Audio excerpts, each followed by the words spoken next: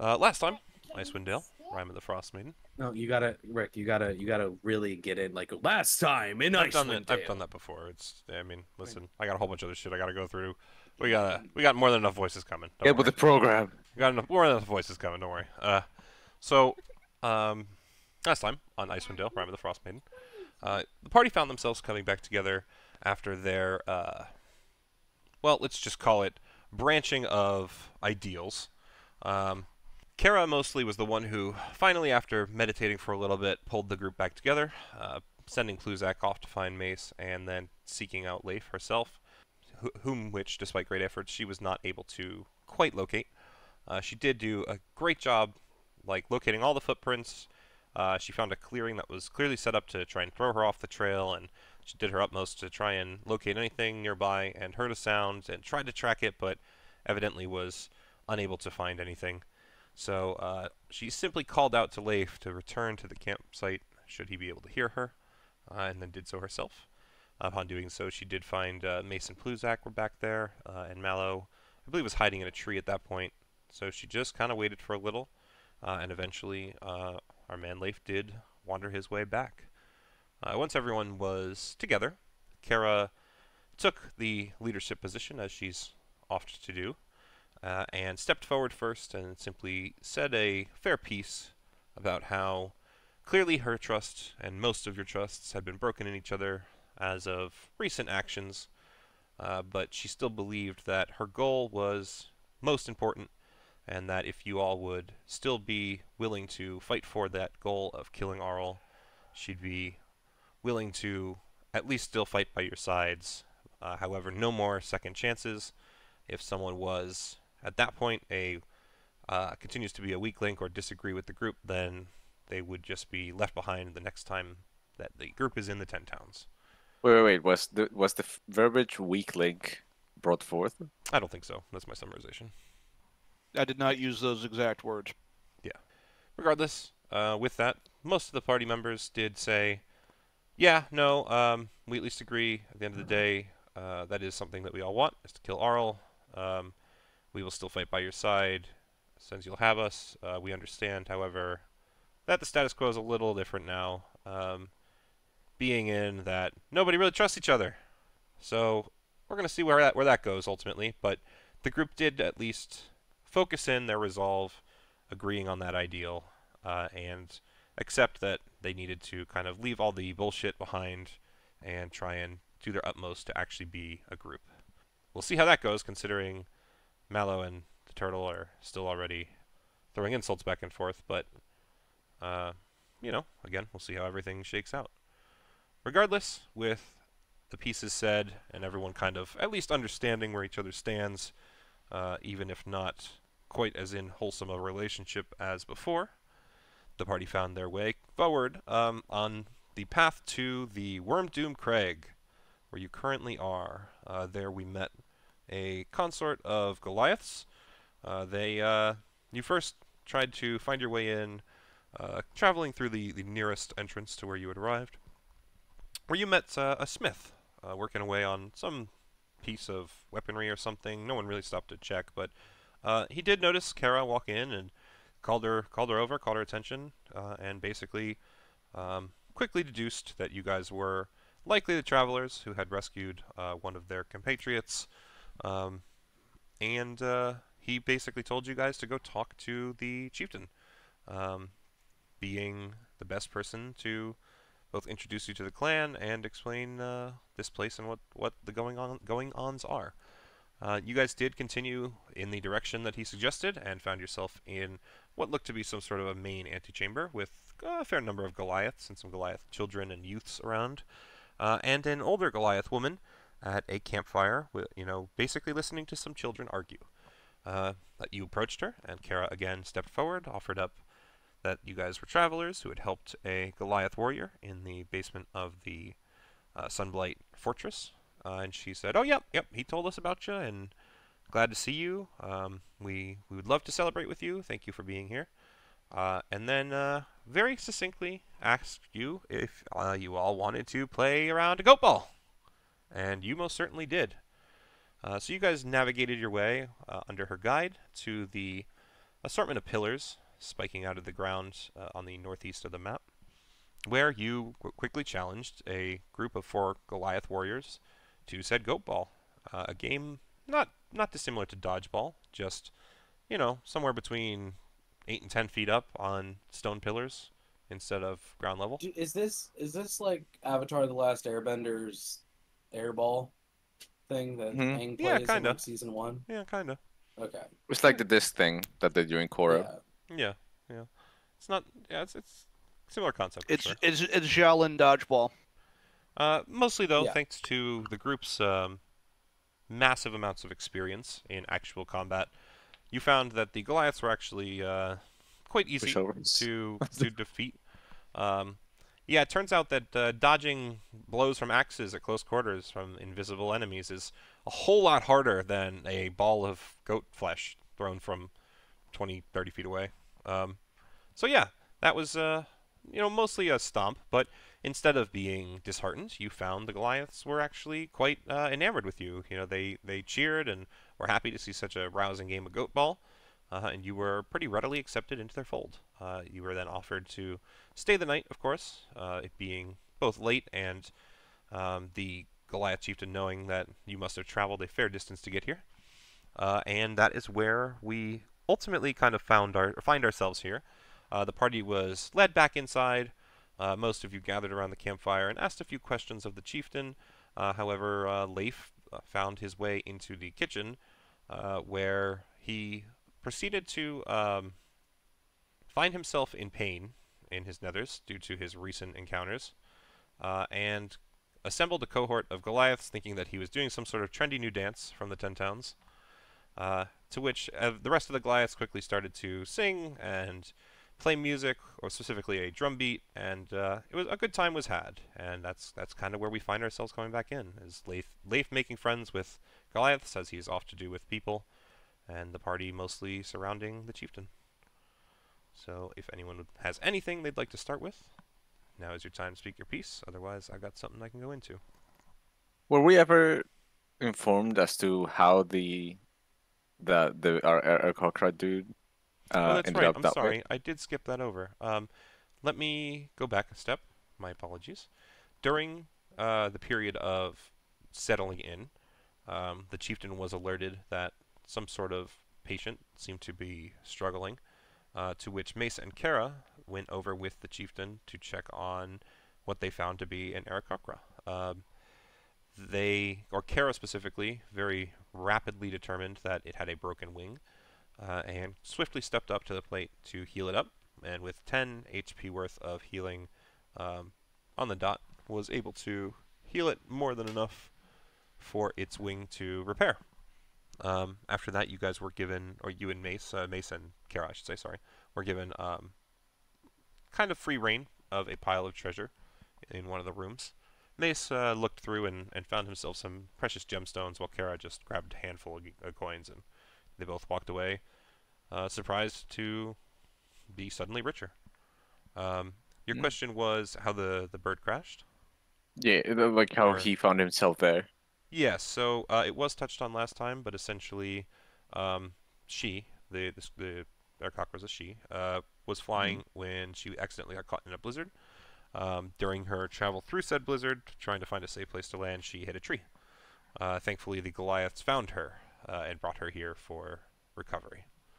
So she wasn't captured and they were like torturing her to get I mean answers they were or taking something. care of her while she was unwell. Okay. She was actually heavily fevered just from the sheer pain that she was in. So You would think that they'd be able to, mend a wing? take care of their own broken wing, but Oh yeah. I mean, problem was that's the Aarakocra was in too much pain to really do much for itself to really help much in that regard. But yes, in general, I would say the fact that you guys showed up and were able to help was a good thing.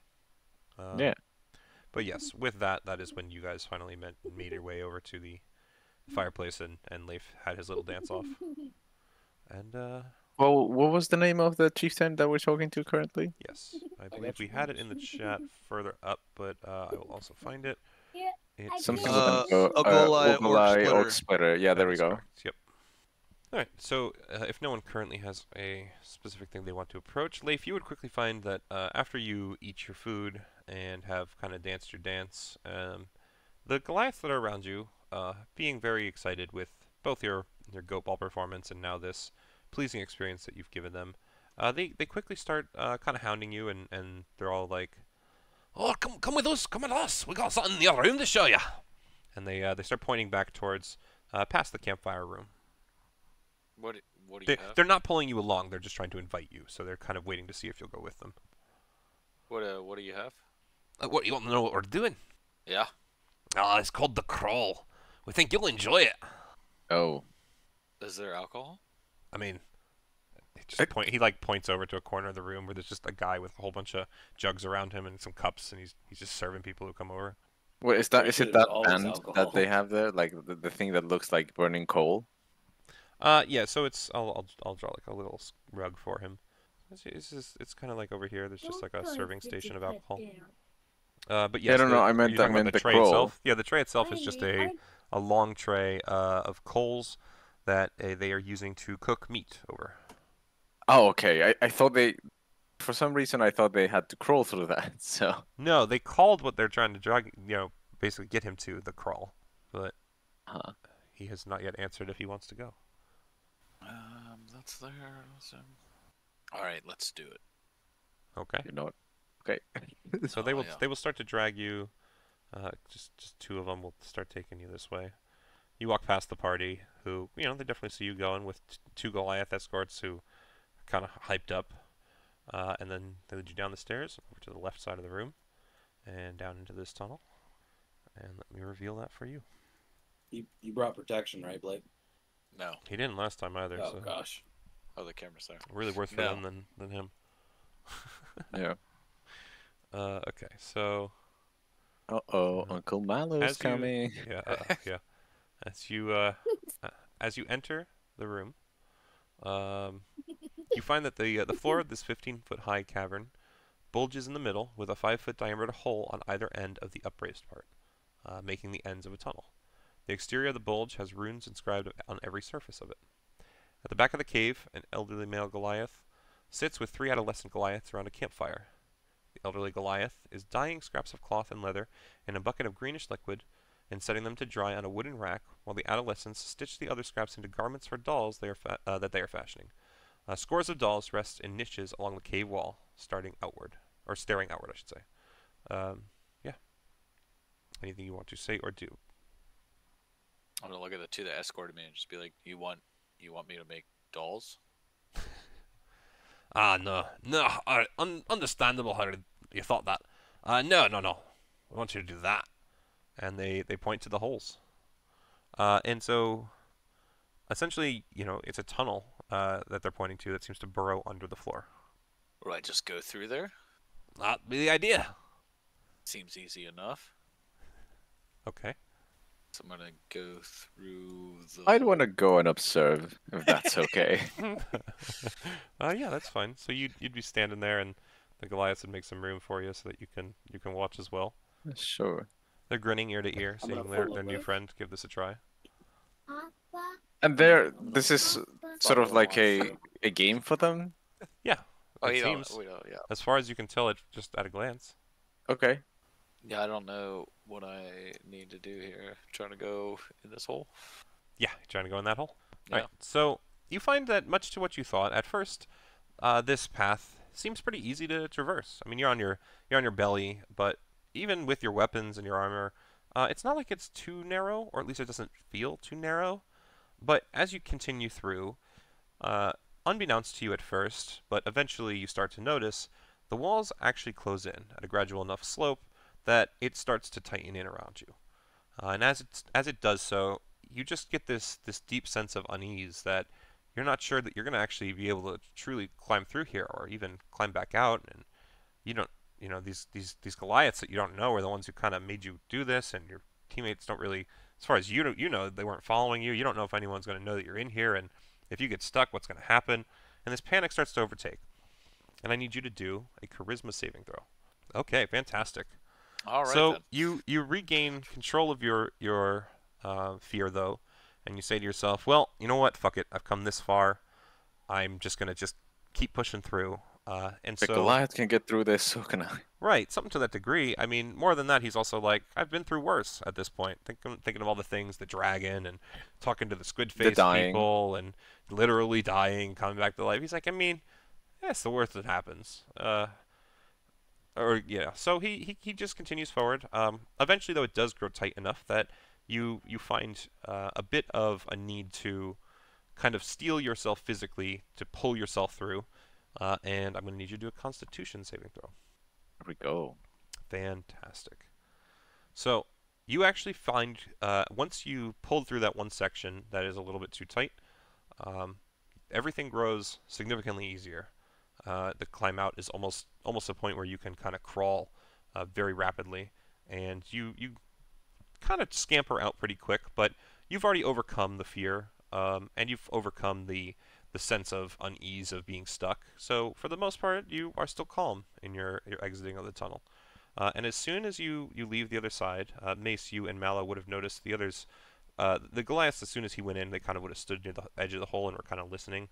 And the three youths that were over here very rapidly would have gone to the other side. And eventually the sounds dissipate from this hole near you guys, and they start coming out the other hole, and the Goliaths all navigate over there. And as soon as Leif pops himself out this other hole, every single one of the Goliaths is cheering their heads off. They are just enamored with the fact that you have made it through this tunnel.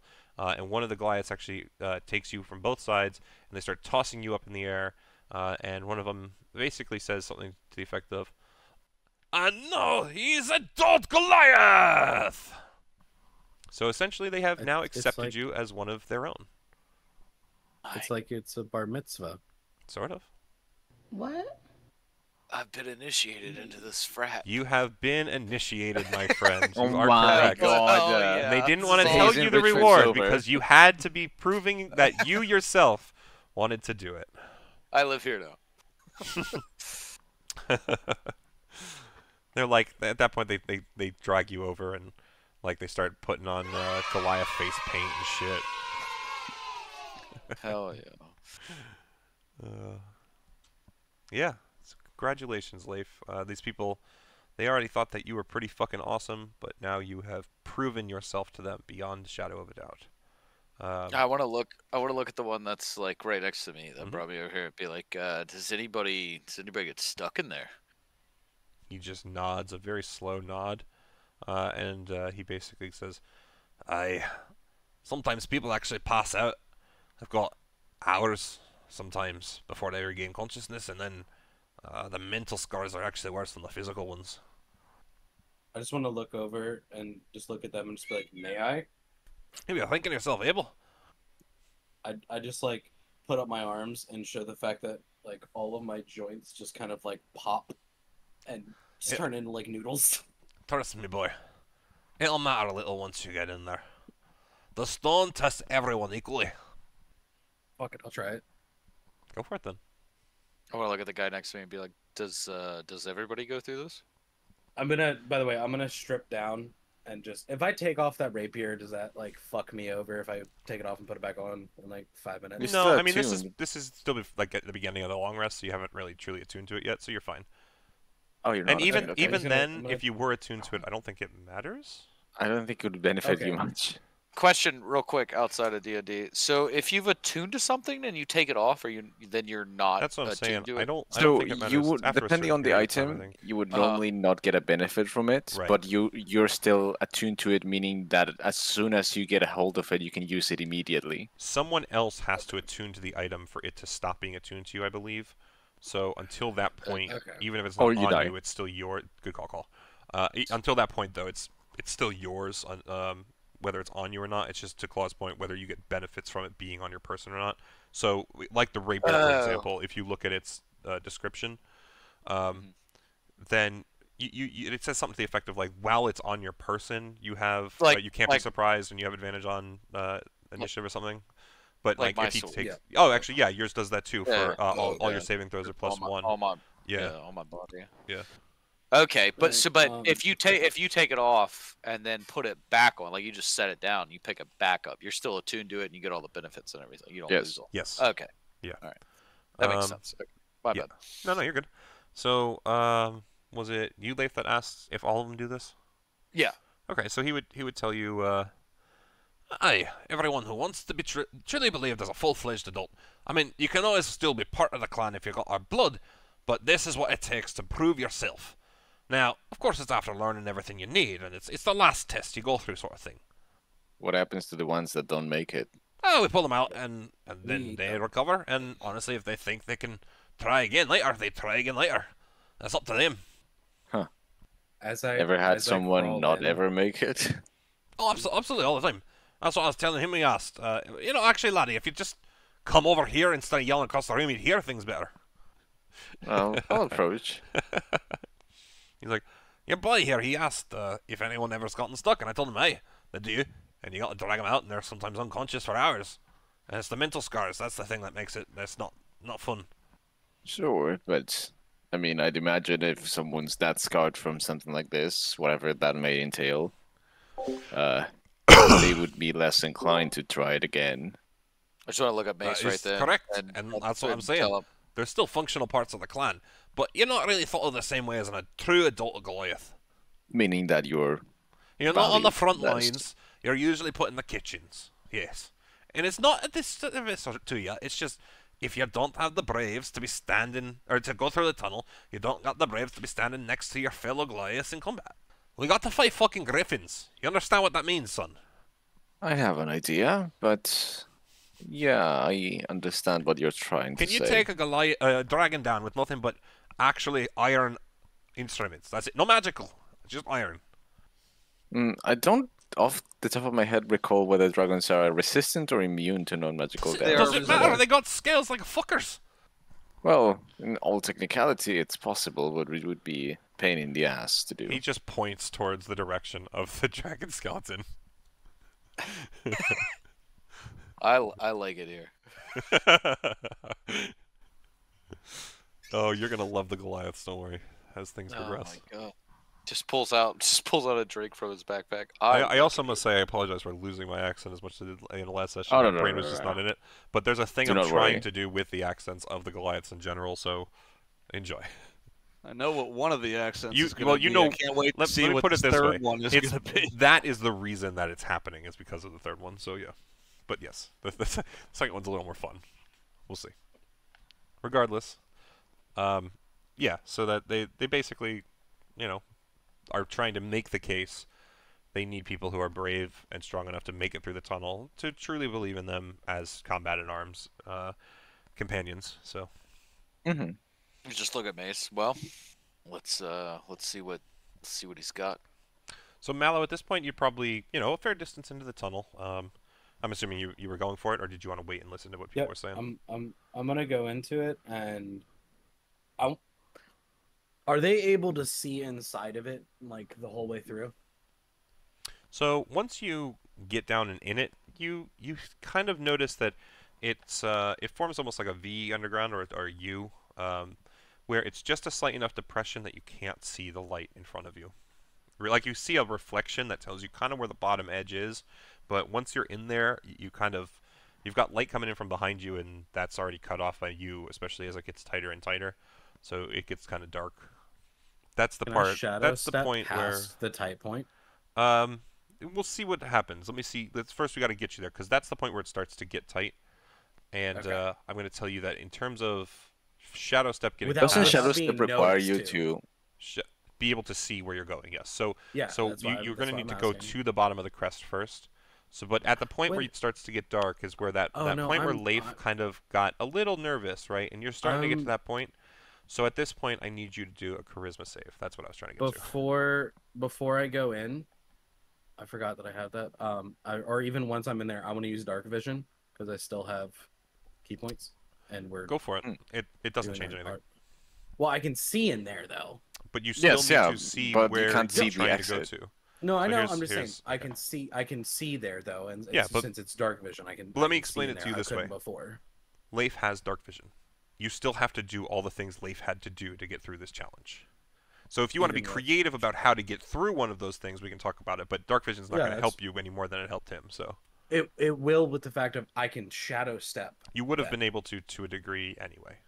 The Okay. problem with shadow step visually is not, you being able to see in the tunnel. It's the fact that you need to be able to see the destination you want to go to, and currently you're going down a slope, and you got to get past that bottom. Like, you could warp to the bottom point right now, but then you'd still have to go through that's the tightest point, and then you got to come up the other side, so you kind of be able to see up the other side to do what you're asking.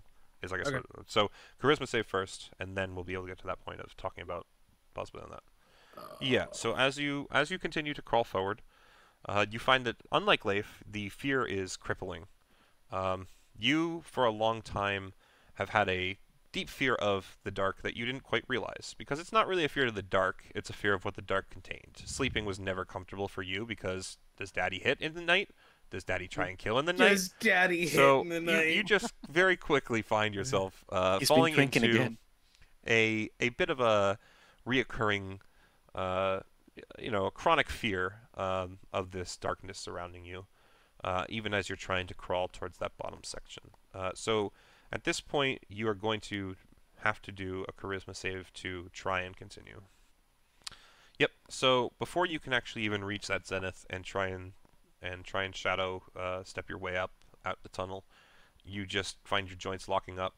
The fear is too much. The tightness around you is making you feel this kind of isolation, almost like the gripping fear has come to life and is now surrounding you in a way that even the fear of your father never did before. And you find that you are starting to hyperventilate, and you are, even before you can stop yourself, screaming out for help, and then it's too much and you fall unconscious. I feel like there might be a gas leak down there. So at this point, I can't dislocate my joints since the fact that I'm a changeling or anything like that to be able to squeeze through this bag. So it's not so much about the tightness as it is about the feeling of claustrophobia that you're gripped by. It is not the tunnel itself. There is because Goliaths can get through. It's not exactly tight. Correct. It's the sensations that are. It's a psychological challenge there, lad. Correct. Oh yeah, I figured that out as soon as So you would have been able to use your shadow step to come out fine, but it's you still have to pass the psychological aspects of what's occurring to overcome it. So sadly, you were unable to, and at that point, you personally, Mallow, fall unconscious, and I want you to roll me 2d6. To see how much foam comes out of your mouth. Oh no, only once for the mouth. I don't need measure, thank you. 5. Okay. So Mallow is unconscious. We will tell you when you are conscious once more. You will still get your full long rest and everything. It's just you're gonna wake up in the morning. I'm unconscious. Yeah, exactly. You're totally out. It's just you're out earlier than everyone else. So when they drop penises on your face, that's on you, man. I mean, I'm stuck underneath. They can't exactly. Well, so that's what's about to happen. So hearing you scratching and kind of screaming for help, the youth Goliaths, they start chuckling to themselves, chortling, and the other two across the way, they actually shoot them glares as one of them starts to move towards the mouth of this tunnel, and he actually starts crawling in, and very very quickly kind of comes out with you in one hand, and he's like dragging you by the ankle, so it's not really very graceful, but he does at least have you flipped on your back, so you're just slamming the back of your head and not grinding up your face on the stones. And then he kind of tosses you off towards Mace. He doesn't realize that he can throw you as easily as he did. So he does feel a little bad about that, but he points to you and then to Mace, and Mace, he says, "You might want to take your friend back to the girl I can heal, or whoever it was that helped the bird person. I mean, it's not that he's got any physical wounds, but he'll probably want to talk to a healer of the mind after, whoever that may be." You've got those? We don't know. That's what I'm saying. If you got one, bring them to her. That's what the girl's for. I'm not. Hey, listen. I'm not part of your party. I don't know what goes on. Well, I'm not judging. People in 10 towns aren't exactly. Technically, he's part of the guild. We can't kink shame in the guild. So points to Leif. I see. Well, congratulations on your rite of passage, I think. Oh, come on. Don't be stopping there. Come on, big armor. You gotta be able to make it through. Look at the size of me. I made it through. You can do it. Just look at Well, Mace. I suppose it can't hurt. Worst case scenario, you end up like Mallow, and how much farther can I fall? The Goliath hears you say that. He laughs hard at looking at Mallow, and he goes, "I like you." He slaps you on the back as you climb in, and you actually feel yourself kind of invigorated as you come through. And trying to set this reverberate. tunnel. Kara, I would say at this point everyone's being loud enough that you at least have a semblance of an idea what's going on with your passive perception. And I will say that Pluzak has kind of navigated over just to see what's happening. He walks up at this point, seeing you enter the tunnel, seeing an unconscious Mallow, and he doesn't care what's happening. He's just happy at this point. So I can hear what's going on well enough. I will remain doing what I'm doing. Perfect, that's fine. I just wanted to let you know that your character would definitely have an idea. Pluzak will walk over to you at this point, Leif, and just, what is happening here? We're crawling through a hole. We're about to play spin the top, laddie. You're at the top. Why are you crawling through a hole? You were already born once. It's kind of like a game. Oh, It they proves. really like games, huh? He looks Yeah. back towards the goat ball arena, or at least that direction. Yeah, it's more of a prove your worth game. You mean an initiation? Well, if you make it. I'm not joining a cult. And he just kind of not again. walk over this way and just casually watch over I'll be right what's back. happening. Especially since Listen, he saw cults you. get a bad rep. Okay, He saw you start to enter the hole maze too, so he's now all worried that like Leif's gone through the hole, Mace gone through the hole. He's like, ah shit, I'm gonna have to fucking burn this new zombie plague to the ground that's about to spread among our party. see what they're doing. I mean that metaphorically, so- but yeah. I've got an idea, and I don't know whether it's going to make any difference or not. But seeing as we're gonna long rest anyway, so I'm gonna try it. Go for it. I'd like to command myself. Okay. Oh. What's the command you want to use? So once I'm a little closer to halfway, I'm going to command myself to emerge. Stand Interesting. straight up through the floor. Yeah, go so- through it. Yeah, Emerge straight through the the other ceiling. side, Claw. If Just you make had- sure you say I'm emerge not gonna through lie. the other If side. you, depending on what you had said, if I hadn't immediately been able to think of a loophole, I would have probably given you like an extra D4 on your roll. However, there's a very easy loophole to emerge. You start crawling Which is backwards. go backwards. Yeah. So That's because what I I know thought. your intent is to still go forward, we will say you're gonna just do the rolls straight instead of Yeah, with a sure. bonus. That was That's a great fine. try, though. It was very creative. So in this instance, you, much like the others, start to find yourself getting to that point of almost nearing the bottom of the U, when the walls are tightening in and darkness is coming in around you, and you just feel this fear start to overtake you. And I need you to do a charisma save. Christmas save, yeah? Okay. Come on. Don't be mean to me. Hey. Yep, Nice. beautiful. So yeah, you overcome the fear without too much issue. Your command of emerge, although it did make you want to kind of crawl backwards for a moment, the resolve by which you were casting that spell upon yourself seems to have redoubled your efforts to overcome the fear, and you do manage to continue forward, and you make it to the point at the bottom where it starts to get really tight around you, especially considering you still have your armor, your equipment on you. Right. And so you get a little tight, and you start to really shuffle yourself, pull yourself forward, and I need a Constitution saving throw. All right. This one's a little tougher, but nope. Ooh, rough. Okay. So in this instance, you actually start to pull yourself through until your shoulders hit in a way that you're shifting, hit again, shifting, hit again, roll on your back, try to crawl, hit again, and you just think, I don't think I can physically fit through this. I could mentally do it, but I think I'm too big. And you just Should have shuffle. taken the hammer off. Yeah, you shuffle backwards to a point where you actually can kind of shift yourself over and get your head back out forward, and you see the light pretty readily growing, and you come back out the hole that you went in.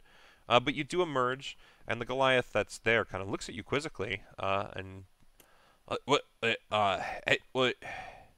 Usually, Yeah, if someone's sorry to able to say, climb out, they go out the other end. I get that.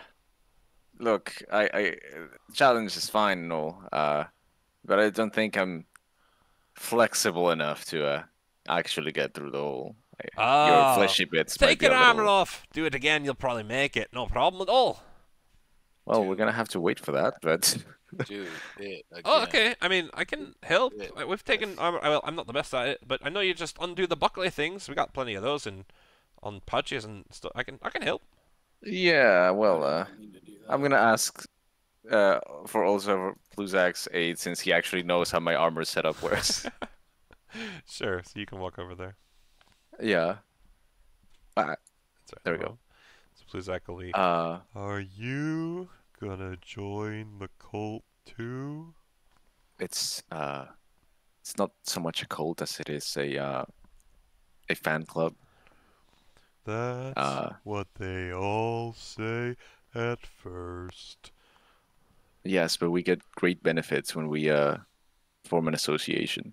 Just remember to always supply your own food and beverage. Oh, I know. Plus, in the bright side, even if they're cannibals, I'm home free. I was more worried about these. And he like pulls a random mushroom off his back and like dangles it in front of you like you should know what it is.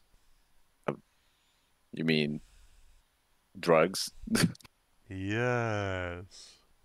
Right. Well, If he I've only wasn't tried those once, and they didn't already really do sleeping, much.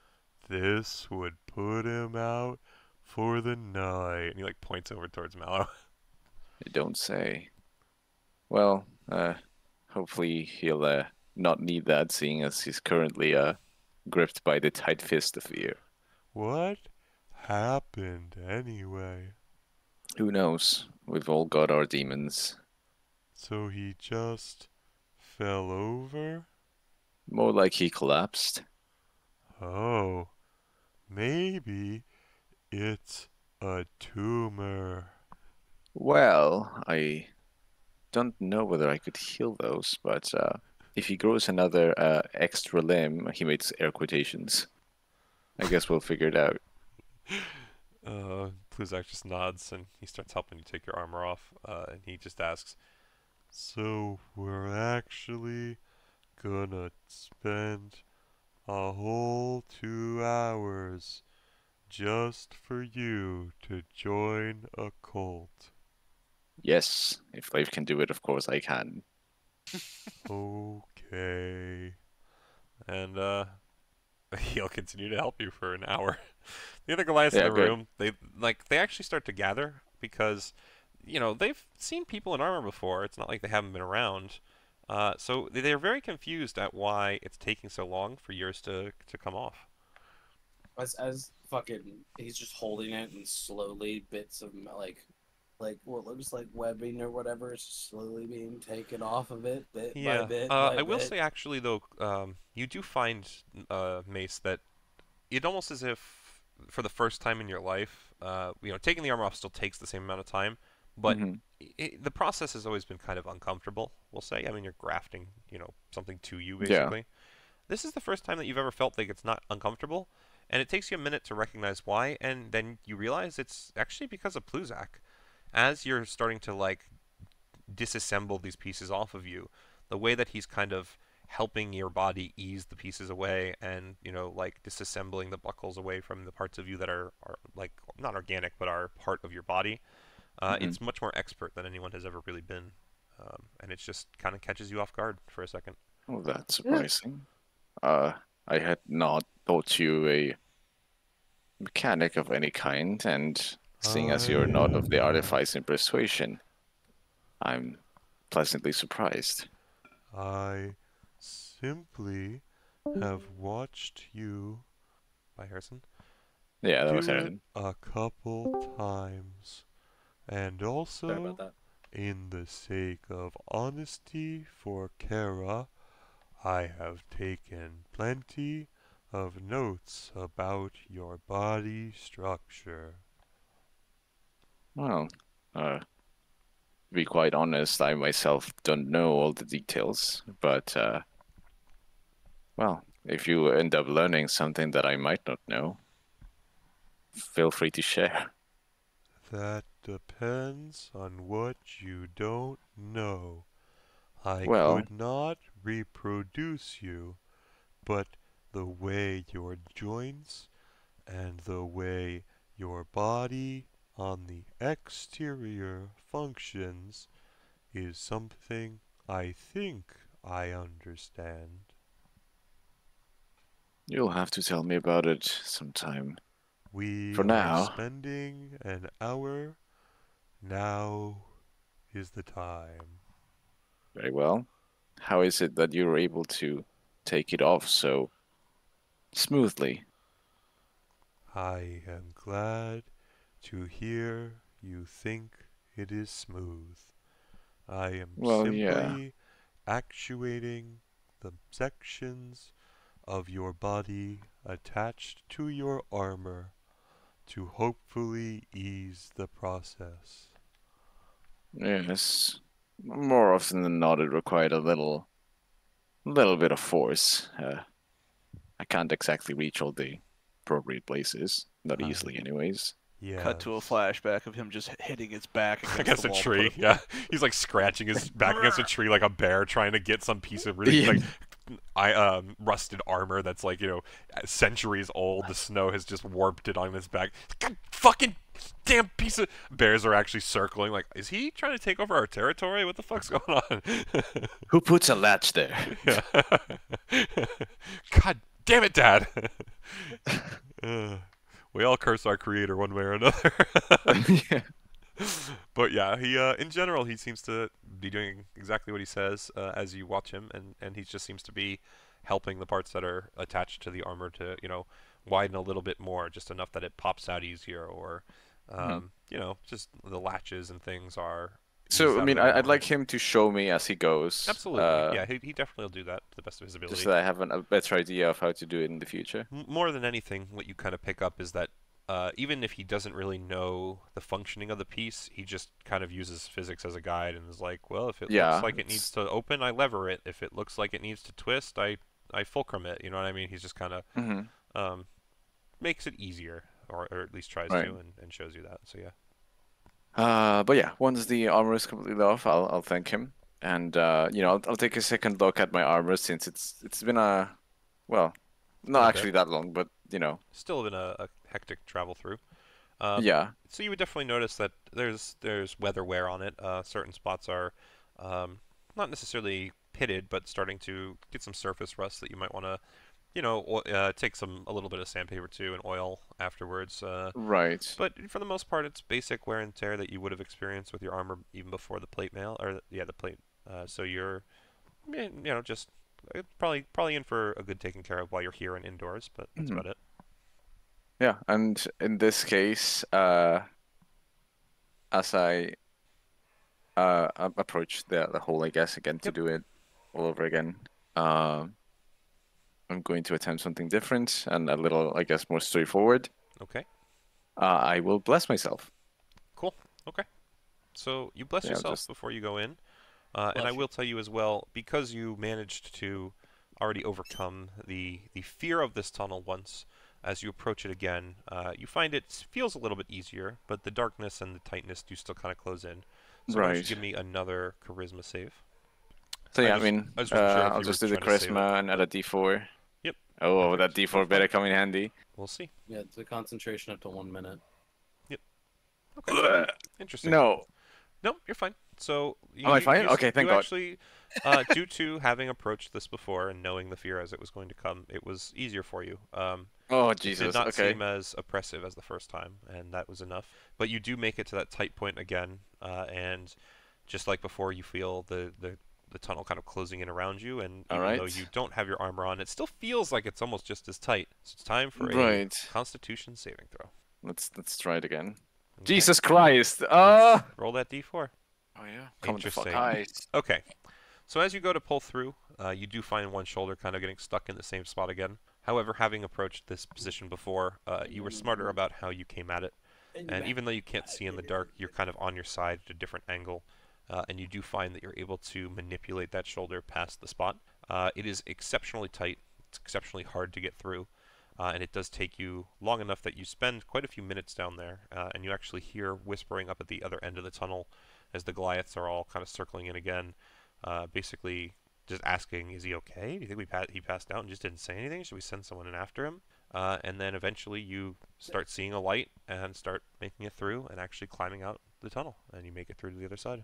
Oh my god. So, like, Mace will just sort of claw his way out, just like, as soon as he's able to, like, stick a hand out of the hole, he's just, like, clawing it and, like, just sticking it into the icy ground, or, like, rocky ground. Absolutely. And as just soon as they pulling see himself you, with the, like, most loud, like, screech of metal against stone. as soon as they see you kind of breaching, they all grab hold of you, and actually you realize that at this point they all kind of look in surprise as they realize that your flesh is still cold.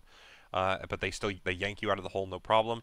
And they see on your face that this was quite a struggle for you. You barely made it through. And at first they're all kind of concerned, but as soon as they realize what has occurred, you watch a grin just slowly grow across each one of their faces individually. And then one of them slaps you on the shoulder and almost knocks you over, and they scream out, "Another joins the Brotherhood!" And they just, like, cheer, and once again, it's the same thing as with Leif. They're just all over you. They start trying to throw you in the air, but they're like, what the fuck? What the fuck's wrong with this guy? He's just as heavy as when he had fucking armor on. What the shit?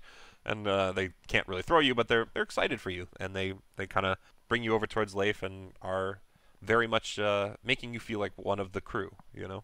Yeah, I'll I'll accept the celebration. I'll take it as so essentially Mace would sort of come out. There's no real reason for which he should feel worked up, I guess, about it, but he feels that sort of sense of almost dread, I guess, sort of slowly but surely sort of wash off of him. He celebrates with the others a little bit, thank you very much, and then he approaches Leif and says, I thought that was a little bit more of a joke than it really was, but I have to commend you. You kind of came out of there like a mole. So I will say, whatever you may have been through in the past, or whatever experience you may have with this kind of thing, I don't know. I suppose I'll take you a little more seriously from now on. Leif, secret skill, hole explorer. Hole explorer. Oh man! I just look at Mace and just go, it's just a hole, man. Yeah, well, it didn't really seem like it from the inside, but I suppose you're right. These things have a way of really switching up your perspective. I tap my head. I'm like, it's all in here, as I take another big swig from whatever I'm drinking out of at this time. Yeah, if anything... some things are starting to make sense now. Yeah, if anything, Leif, you basically have already finished one jug. Like, one of the youths already ran off to the kitchen and came back with another one for you, because they're just... you've been partying hard while Mace did his climb, or his crawl. Hell yeah. Do these Goliaths bear some sort of sigil or brand that represents them? Yeah, so most Goliaths in general do have some sort of like a body painting. These people would be no different. They kind of would definitely have what's the word I'm looking for? Tribal markings that are pretty unique to them. They actually would have already kind of put some non-permanent marks on Leif, probably around the face, and while they were celebrating with you, probably would have tried, but your skin's a little different, so maybe it was like dripping off, and they probably would have been like, it's okay, party anyway. So, I mean, in the interest of not hogging the spotlight longer than I have to. No, you're good, man. As much time as you need. I'd like to, well, first of all, become my armor, and essentially just gather it essentially, and I'd like to look for the chieftain that we were talking to earlier, and I'd like to ask her permission to wear their sigil on my armor. Okay, so what we'll do is we'll say, you ask one of the Goliaths here, since you're buddying up with them, to take you back there because you want to ask this, and he actually gives you a much more meaningful nod, like an understanding, like grateful almost, like, wow, this guy really wants to embrace our culture. This is kind of cool. So he takes and he starts to lead you back through the tunnel, and ultimately puts you next to the fire with the chieftain, who has the red dot, just so you know for future reference. I want to wear those. You want to go as well? Okay, yeah, no problem. Oh yeah, absolutely. So we'll deal with Mallow later. He's drunk. He needs a tattoo. Yeah, Pluzak also starts following you guys. He stops at Mallow. He just looks at him. And, like, none of you see this, of course, because you've already left, but it's just the first pure smile of, like, actual joy that the turtle has had this entire campaign. And he just walks, he steps over him, just, like, full, like, his shell kind of clips him a little on the way, you know? I was waiting to say he, like, kicked him with his foot on the way up. Yeah, no, his shell clips him. Pluzak kind of feels it and just, fuck it, and continues on the path. And the Goliaths that are left all kind of look at each other quizzically, and one of them just shrugs. It's one of the adult Goliaths, and he leaves the 3 there to continue making the dolls. Who'd you go back to the fire? Not that any of you will see it, but they're going to go back there, and he just kind of grabs Mallow's feet again, and they just starts dragging Mallow through the tunnels, and he just deposits Mallow in this bed here. And then he will also wander up to the fire, just kind of curious to see what it is that you're trying to do. Yeah. So what are you thinking? Right. So when we see the chieftain, I'll address her and say, so I've just participated in your tribe's, I will call it a rite of passage because I don't actually know how to call it, but I must admit that it was a lot more troublesome than I had anticipated. While I did eventually come out through it, I've thought a little about it, and it's I'd like your permission to be able to wear your tribe's markings on my armor, seeing as I've gained a level of respect for your culture. I understand that perhaps what's on the surface is a little less significant than what's beneath. As you're saying this, unlike the other Goliaths, at first when you mentioned, that you partook of the trial, she simply gave you a pretty stern nod, but she was not smiling. She wasn't kind of... The rest of them were almost giddy. They wanted to see you guys, whether you succeeded or failed, try this event. But to her, there's this air of seriousness surrounding it when you mention it. But as you're describing its effect on you and the way that you are now kind of viewing things differently, even though it was just this one little thing that you did, realistically, you crawled through a hole, that's what grows the smile on her face. And when you finish speaking, she's just nodding ever so slightly, and she simply says to you, "Aye, you've understood the point of the trial. You see, the interesting thing about that hole, it's actually quite large. Large enough that no Goliath should ever have trouble climbing through it.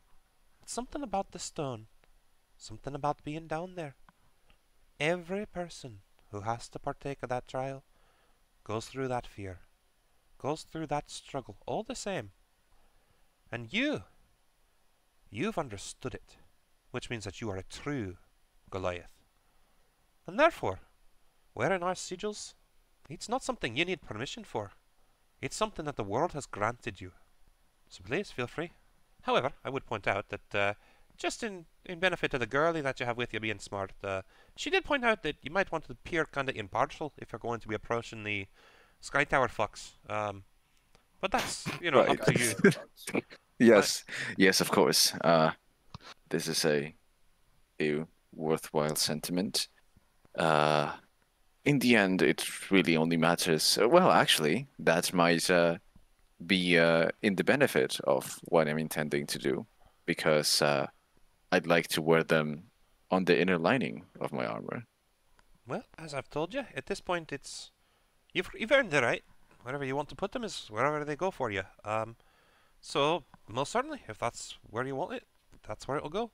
And like Pluzak at this point, he's actually got all your armor, and he dumps it on the 4 beds over here, and you can kind of tell that he's like setting up his stuff at like the end bed, and he's kind of like looking around, hoping that he can wave the group over to join him on this side of the room and leave Mallow alone on the other side of the room. Do you happen to have a stronger fire where I might be able to smith a little? Oh dear. Well, after we finish with the food, you could always try and maybe get the coals hotter with some air. I don't think a wood fire like this is gonna do much. Oh, you know what? Sorry. The problem is, he usually doesn't let other people use his forge, so it doesn't come to mind quickly. But you could always ask our smith. She points back in the direction you guys came this in. area. Yep, and she basically says to you, you know, oh, it's over yonder. First room in. If you go past, well, technically you know it now. Just go past the crawl, and it's up that way. Okay, so it does connect. Okay. Yep. And actually, it's true. None of you technically went up that way, but I will at this point reveal it since you were. Right. You're probably interested in heading that way. It makes most sense to just get that out. So I'll thank her. You know, do it like a slight bow. Put, you know, hand over the chest. She giggles as you do that. Oh, I've never felt like such a fancy lady. They call me Old Goat here, so I think that tells you what you need to worry about, boy. Right. They call me Old Goat here. Call it force of habit. Oh no, I like your version. Keep it up as much as you want. I feel like a princess. And she's like clearly teasing you. Very well. But with that, I'll take my leave. I'll gather my armor from next to Bluzak, and I'll sort of look at him with a knowing look. And as I just gather my pieces of armor one by one, I mean, he'll ask if you need a hand. I'll just sort of not mumble, but like, you know, in a low voice, just tell him, see, cults are not so bad. To be fair, you have not spent much time in this cult. But You are considering it's you on the line and not me, I'm happy to sit back and watch. Just scream if you need assistance. Coming! Sorry, that was yeah. the Robin Hoodman in tights line. I couldn't help myself. You're good. Yeah, I mean, I'll head over to the smith. I don't believe I was given a name. Was I given a name? You were not given a name. You would probably want to ask if you want to address him by name. I'm just gonna say thank you as I walk away when Mace does, and then ask Bluzak if he's seen Kara. I believe I watched her go in the direction of the dragon corpse. And our unconscious friend. Well, he's not gonna go anywhere, is he? Will promise to watch over him from here. Sure. Much I know, to what Kara said in the clearing, we will no longer harm each other, but I will not help unless he truly needs it. I hope you can understand why. I do. Does Mallow need like anything to? So you can do a medicine check if you want, and that will determine whether you kind of know. Yeah. So actually, as you start to look over Mallow, you don't see anything physical in any sort of physical harm. Maybe a couple scratches here and there just from the stone from when he was dragged out and dragged over here, but for the most part, he seems physically fine. I mean, you've definitely seen enough people, you know, roughed up in fights to know that there's absolutely nothing life-threatening about his case. Okay. And as you kind of are messing with him a little, you know, testing his pulse and shaking him around and you know, checking his arms and legs, you do notice that he kind of hiccups and changes in terms of like his breathing rhythm from being what was a state of pure unconsciousness to being more in a sleeping state now. So by nature of something you did, you seem to have at least assisted him in becoming more of a, or being in less of a coma state and more of a sleep state. So he did, like he's stable and everything. Yes, like, and you think that he was stable before, but in terms of before you started to examine and try and wake him and rouse him, you believe he probably would have been in more of a coma where he might not have woken up per se directly in the morning after a long rest, you know, refreshed and feeling great. He would have potentially regained consciousness at some point that you wouldn't have known in the future. However, as you were giving him a once-over, the way that you kind of did something stabilized his breathing rhythms in a way that now you think he's sleeping more. So maybe in the sense of now you think he might wake up after a night of good rest as opposed to just being unconscious for unknown periods of time. Okay. So you've actually done a good job of helping him, if anything. Is the way I put it. Yeah. It's the boner that gives it away. Yeah, exactly. You really rubbed that crotch just like they do in the African fighting rings. Who has the boner? Me or him? That's Him. what I'm saying. Have you ever? You've never? Well, anyone else Well, here do like know martial arts from other countries? from other countries? Yeah. Yeah. Okay. Have you ever seen an African fight? They have them in other countries. Yes, they do. Sorry, Blake. I've seen some. There's but other but countries. There's a thing in some which one are African you talking places about in because particular? I guess the way that it works is if you draw blood to the groin area, it somehow will rouse people from unconsciousness. So in street fights in Africa, that's like one of the ways that if someone gets knocked out, like hard knockout, you're worried about concussions and all that shit. It's like one of the first things they do is they start rubbing their dick just to try and like if they rouse them with that, then they're like, oh, okay, you must not have major brain damage, so you're probably okay. Yeah, if they What the arouse them like fuck? that. Yeah, right. I'll have to get my girl to wake me up like that now. Yeah, you're gonna have to Uh-oh. rouse me from my slumber now, babe. Why is this not Exactly. updating them? She needs to do the helicopter on you. With that being said, Leif, are you gonna go up and join Mace? I'll wait for you before doing. I'm actually gonna go look for Kara. Okay, so- perfect. So you go look for Kara, and we'll go to you guys for a minute, so that Mace is not, like he said, hogging it all up. Although I do love what you're doing, because it's fantastic. I'm really into it, so really enjoying myself right now. So yeah, you walk outside, and you would find Kara. She's got a good sheen of sweat across her brow, and she's got her spear in one hand and her shield in another. And as you kind of walk up behind her, she stabs at an invisible enemy in front of her, and hearing the crunch of the snow, she actually turns and starts swinging her shield at you and stops when she sees it's you, of course. And Having fun in there? Went through a hole. I guess What the that's how Another? they test their fighters. Yes, yes, another. This one was much larger. Let me tell you, the other one was not quite this used. Or you just big. hear in the background, that's my sister! No, all we hear is snoring. Come on. if anything, it's only Pluzak. He just hears you from across the room. That's my sister, and he's like, "Oh my god, he's having one of those dreams." Ugh. So it's like backing up even further. Sister. You're my sister. What God. What are you doing out here? Practicing. Practicing not- what? And just recently, I feel like a lot of my fighting has been instinctual. I'm trying to recover it, I guess one would say. I've always learned it's better to practice with something real than it is with something you can't see. As I pull a sword out. Very fair. First blood? Yes. We can make it more interesting than that if you guys want. You guys can go ahead and just do this. D&D Beyond, Big boo. take Oh, whatever shit. your health is at now, and whoever hits 1 or 0 first, I mean, you just call it all non-lethal. You're gonna long rest anyway, so Yeah. Feel free. Okay. I I mean, didn't want to burn the temp HP, but I guess we're doing that. well, Oh, all right. we- So we you love know what? this, I see what so- you're saying. He You're still set has at a 10 different HP. one. We'll just say for the sake of letting the moment be the moment, because I think that's always better.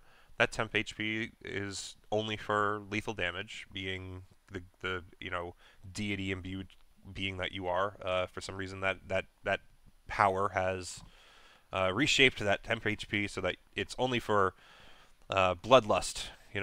Damage that Cool, actually because truly I wishes caught to harm that you. I caught that fish, Yeah, and I see don't what want you're that saying. It's HP just- to go yeah, to it's waste. It's like a full 17 extra. I get where you're coming from. Oh yeah.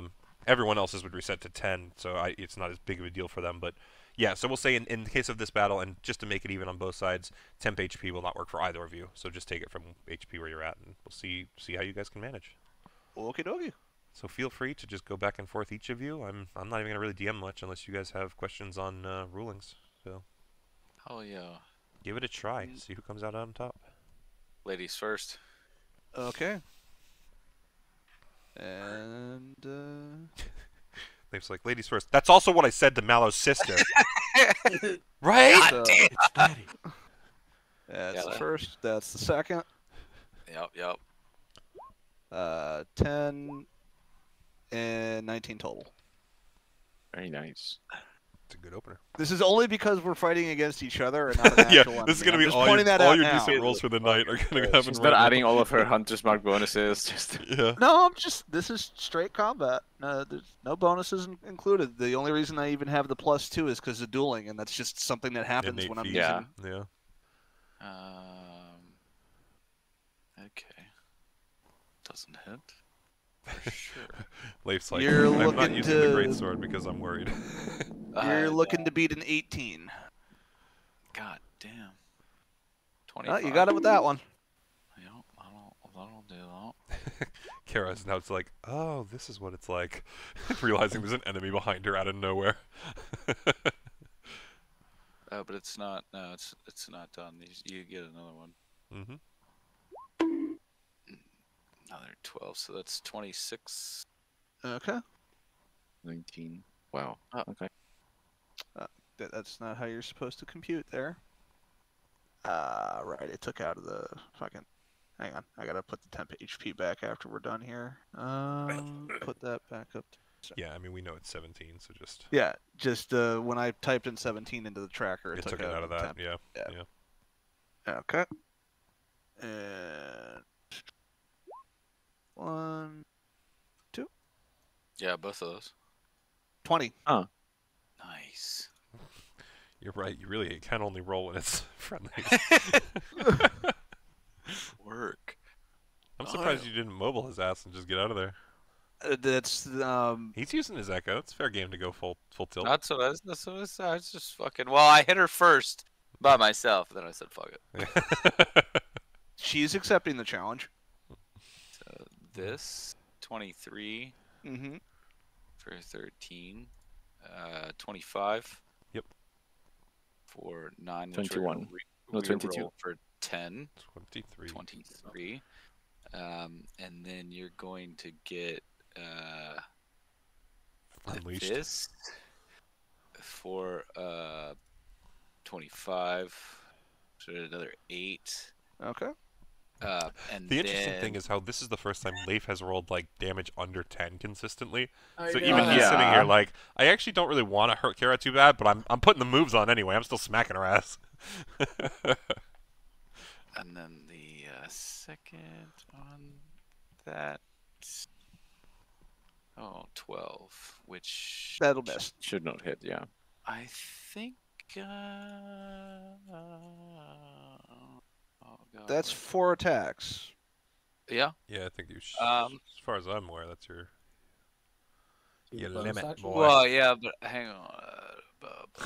But hang on, I'm action surging. Hang on, I'm reading. But I'm action surging so that I have a whole nother set. Yeah, so I can re-roll that, actually. Via I thought my you could only sword. use you're using a point. Okay. Yeah. I gotcha. Okay. Yes, you can do that. Right. Yeah, so it'll be actually Crit. crit. I think this is. This is where the you're first gonna time he's put- actually stick. used that effect from the greatsword, though. That's Yeah, it incredible. has. But I also, with that crit, I think I get to roll like another From your damage savage die. attacker, yes. I'll Yeah. save you the time. You got me. Yeah, yeah. Well, Welcome to the actually, other end of your another party's one. damage, Chris. Another 5. He I've just been wants to see aware. it, yeah.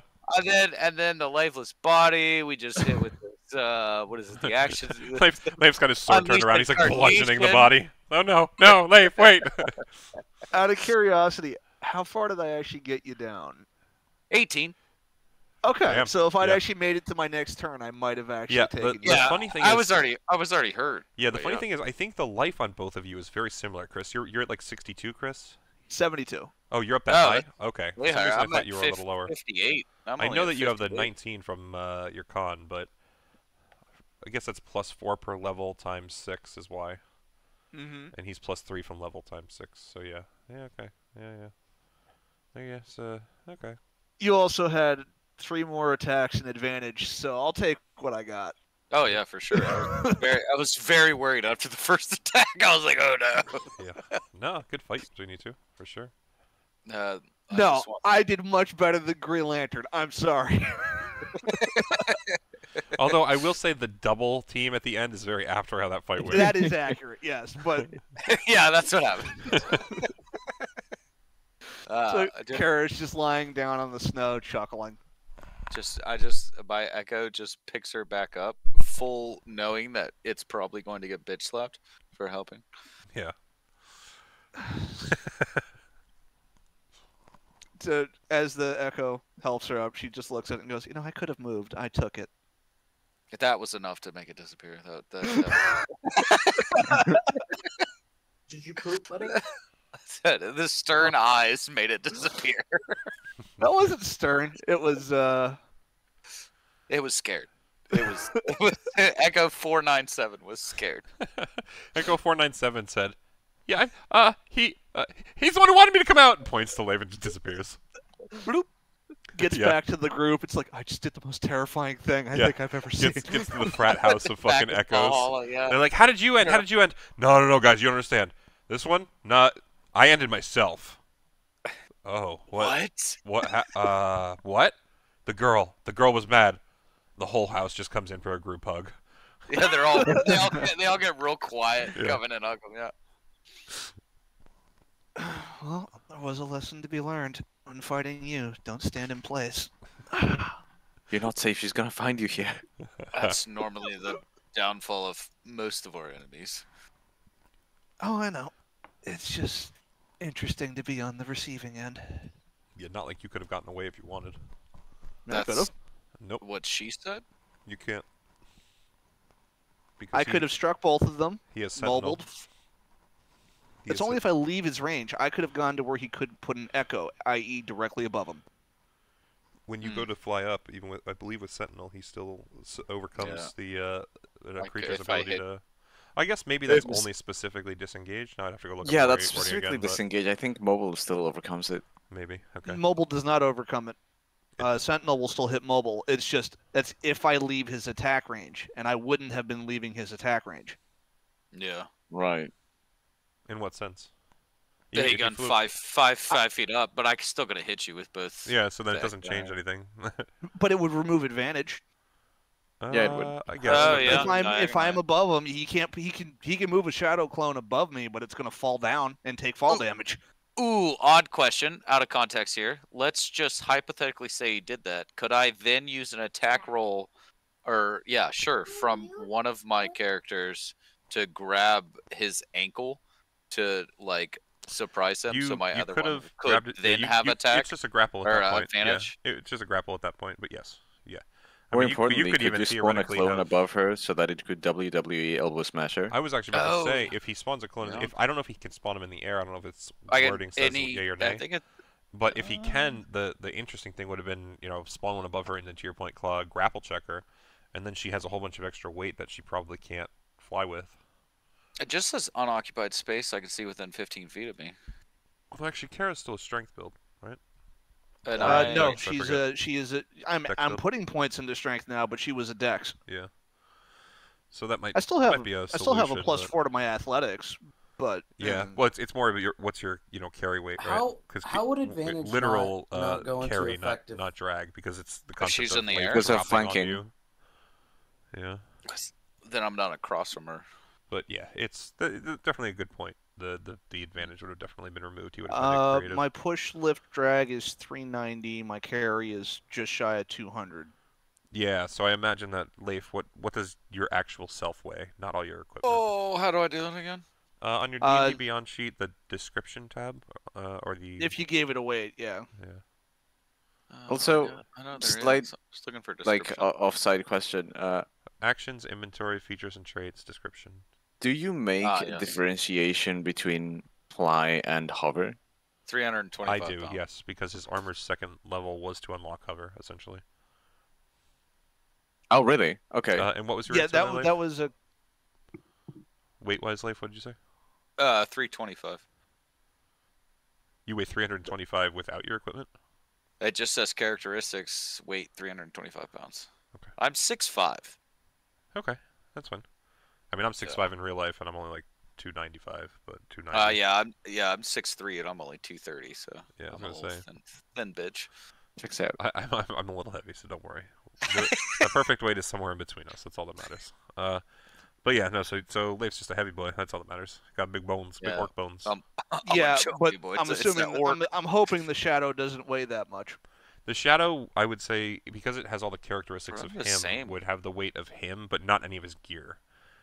So Yeah. if he Okay. dropped a shadow It would on you, only, it would I be think the it weight would of the also shadow. be only in the sense that the shadow can perform all the same actions that he can, therefore Correct. it should be That's able to exert right. the same force, right? Well, it's exactly why I'm thinking it's the weight of Leif himself, because he's resummoning himself essentially. But yeah, exactly.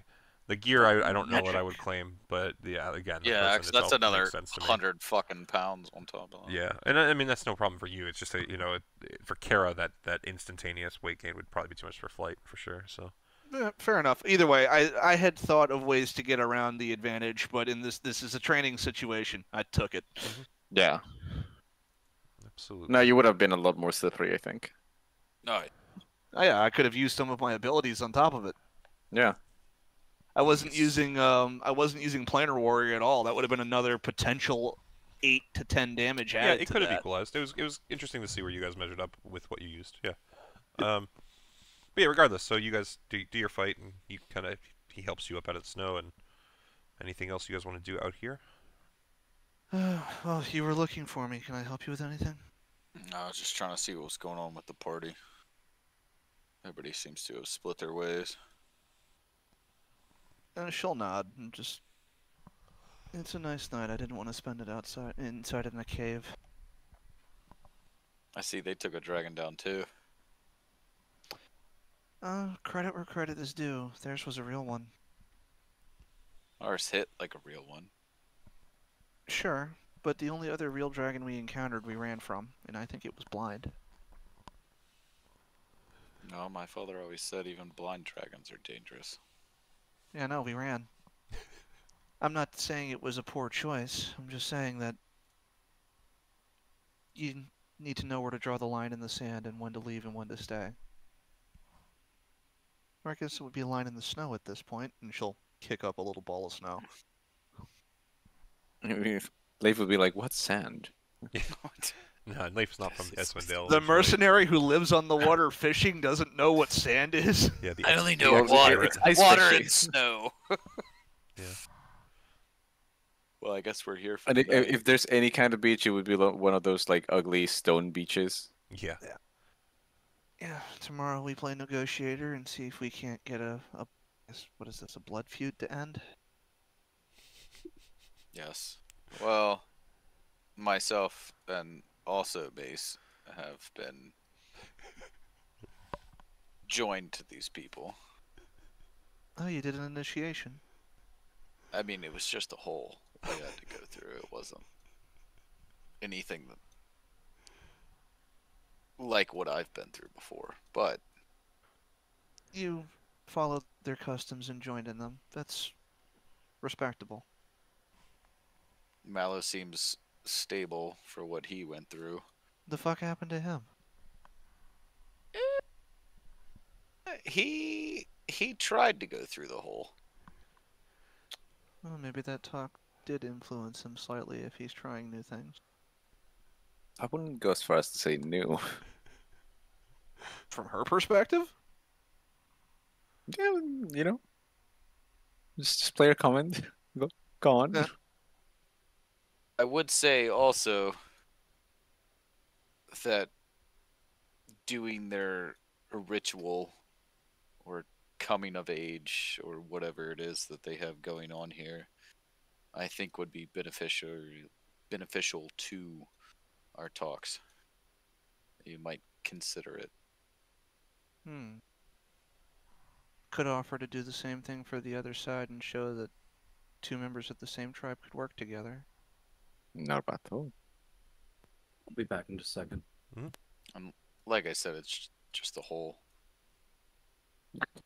It's definitely an interesting thought.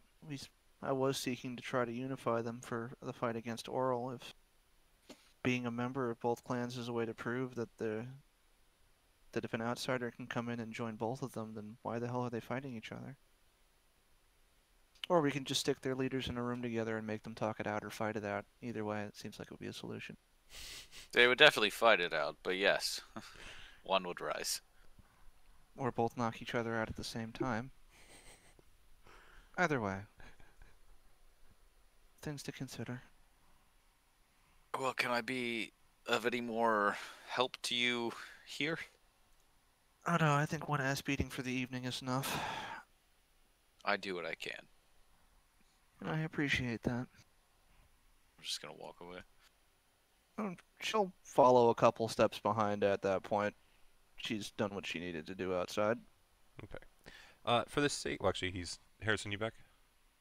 He said he stepped away. Yeah, I know. So. I just wasn't sure if he was back yet. I don't have his camera view up to see him. I'm going to probably let him wake up since Blake got a good medicine check on him just to not remove all player agency from his unconsciousness for the night. But in that case, Mace, we'll go back to you for now. Sure. So you approach the forge and you actually notice it's someone different this time from the last time that you were here. It's a woman. However, she seems much more expert in her actions than the man that you saw. And, you know, she doesn't even really look away from her forge work as you approach. So if you believe that if you want her attention, you'll need to be the first to engage. Okay. As I enter and I see that she's not really, not necessarily noticing my presence, but paying any attention to me, I'll just sort of lightly knock on one of the walls. Yeah, I guess one of the walls. You knock on the stone and nothing really happens. So then you realize what you've done and you take one piece of your armor and you knock it against another piece and that makes enough noise. Yeah. So she looks up. She's a little startled for a moment, but she definitely knows that you guys are here. The news has spread. The visitors of the visitors, I should say, and all that. So not ultimately stunned or super surprised to see you, but she basically says, "What is it? You need something from me." Yeah, sorry to bother. I understand that you might be busy. I was wondering if, well, if you're not extremely busy, whether you'd be able to help me do a little cosmetic work on my armor pieces, or alternatively, whether you'd let me use the forge, but I've been told that might be a little bit of a big ask. It depends. Are you one of the ones that made it through the hole? I am. Then you can use the forge. Thank you. It's no problem, yeah. but I am going to tell you I'll be standing over your shoulder basically the entire time, because it's me forge. Fine by me. I'm only looking to upkeep and do a little extra additions to my armor. Alright, well, I mean, let me know if you need a hand, I guess, but otherwise, you got your own tools? She looks a little skeptically at you. Oh, fantastic! Sort of, and she immediately starts packing her own tools up and, like, puts them away safely. Well, you use yours. You can use me forge, but you use your tools. Fine by me. And I'll begin working on the armor. Seeing as she's sticking nearby, as I'm sort of carving the designs on the inner side of the armor. Absolutely. I'd ask her to sort of confirm whether any kind of depiction is correct or otherwise. Yeah, she would definitely assist you along the way. I probably would have made you roll with your smith's tools to see how well you did if you didn't use her help, but with her guidance, and you actually find that it is quite expert guidance. She knows her craft well. Mm-hmm. She helps you do just what you're looking for and kind of carve some symbols into the inner side of your armor. Are you trying to have them display in a way that they would kind of show a reverse relief on the outside, or it's specifically only on the inner side that you're trying to display these So what I'm trying to do is I'd like to, like, for example, the breastplate, like the inner lining of the breastplate, I'd like to have the symbols carved in there. Yeah. To the not so much that they grow, not grow. That's not the word. That they show outside, because that's not the intention here. I don't need to advertise or anything. Right. I'm just interested in having that for myself. So yep. I just wanted to make sure that I had the right image in my head going forward. Yeah, but it's no problem at all. So she basically not helps you per se, but you know which tools to use, but she's showing you or helping you trace the proper patterns and make it look really good on the inside and very balanced and even. So you take and just kind of you just chisel little designs into the inside. Yeah. It's you're not process, hammering anything through, so it's just a little bit of material removed, little scratchings on the inside.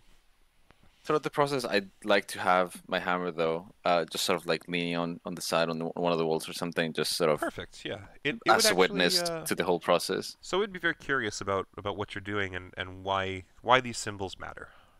If you want to try and explain that to it. Sure, yeah. I mean, I guess I have to talk to it. There's no telepathy. Yeah, and even though the and and in all honesty, I think you know what, just get into talking to it. Start your answer, and sure, you might be surprised by certain things. So, if it goes as far as to talk to me, I would essentially answer that some feelings, some memories, as important as they might be to you, are easy to either forget or overlook. And over time, especially for someone who, under normal circumstances, lives a rather long lifespan, the lines can get blurred. And so this serves as a reminder of a moment in which I was humbled. Yeah, beautiful. So the hammer would ask. It basically it understands, and it you feel kind of an acceptance of your concept, and it would ask you if it has something, a memory that it wishes to preserve in the future that way, if you would do so for it as well somehow. You know, basically it says something maybe like, "Will you carve on your armor for me if I ask, you know, to save a memory?" Yes, I mean, at this point you're kind of like my little brother, so you feel a great joy kind of feeling from you saying that, and it says to you, you know, something to the effect of you said we're family and we should protect each other, and I've agreed with that for a while, and I'm glad that you feel I'm family. It's just the reiteration of that point seems to make it joyful. Yeah. As you're talking though out loud to this hammer, the smith would kind of be like, "Oh, that's a beautiful philosophy there, but what the fuck's the point of bringing it up while you're carving? Feels like it'd be a distraction, no?" Right. It's more so how to say, a personal matter. It's Go fuck yourself, I'm Kate. a very single-minded individual, and you know, tunnel vision takes a toll sometimes. How dare you? Okay, so she's Almost literally. So she's kind of like a little befuddled that, you know, with your answer, but she accepts it nonetheless and continues to assist you. And you Besides, you must agree that as when it comes to the forge and your tools and all the things that you're very familiar with, no one else would understand you as much as they do. I mean, I on the sentimental level, I understand what you're saying. The problem is, usually when people talk out loud like that, you know, it's just a little odd. I keep the thoughts internalized more. But hey, you know what? You do you. Yeah, well, I understand. I suppose metal gets metal, eh? Is it? Is that what you're? Well, I'm not wearing armor, so I think I it should be didn't very try- evident. Yeah, That no, it's just she's just like I didn't want to judge, you know. It's just I've never really seen something like you before, and I thought, I don't know, maybe like, I don't know, one of those weird little dark skinned dwarf things that are running around. You know, you can't judge. Thought maybe just different skin color or something. No, I understand. We found those before, but no, not quite the same. Okay, well, made of metal, you say, and then she like suddenly actually approaches a little more. Out of curiosity, do you happen to know how the chieftain got the moniker Orc Splitter? Good question. Make sure that the book doesn't have something for that before I potentially make something up. Because I happen to have a half orc in my party, so just Oh, trying well, to make sure no I'll one's... tell you that as long as you're not, you know, harmful to us, mean to us, none of that, then she's not gonna hurt you or nothing. Because I think at this point he's got already got someone doing the splits for him. Yeah. Jesus. Good job, Claw. But no. So, yeah, she'd basically just tell you the name itself is just straightforward. There was a time that we were beset by a group of orcs trying to take over our living space, and we decided that they weren't gonna be having it, and she cut more of them down than anyone else. It was shortly after she'd been promoted to the chieftain position, so it's kind of like her first big thing, and since it was her first big thing, the name it kind of stuck with her. Oh, to hear. Wouldn't have thought to see that many orcs out here, enough at least to make an attack like that. It's not normal, I don't think, but it's kind of why they, I think, attacked us. Is they were on, kind of at the rope's end, as it were, and just seeking any shelter they could find, hoping to get themselves in out the tundra. But well, they chose the wrong cave, that's for sure. Well, I guess you at least came on top, so... We usually do. I mean, our people beat a fucking dragon with nothing but weapons made of steel. She points to basically an assortment of like javelins and great axes that are kind of not necessarily littered around the room, but like leaning against the walls, amassed around the room. But yeah, she seems just as proud as most of the rest when that topic is brought up. Commendable indeed. Hopefully we'll be able to give you a good name when we go and talk to these, what did you call them, Skyfox?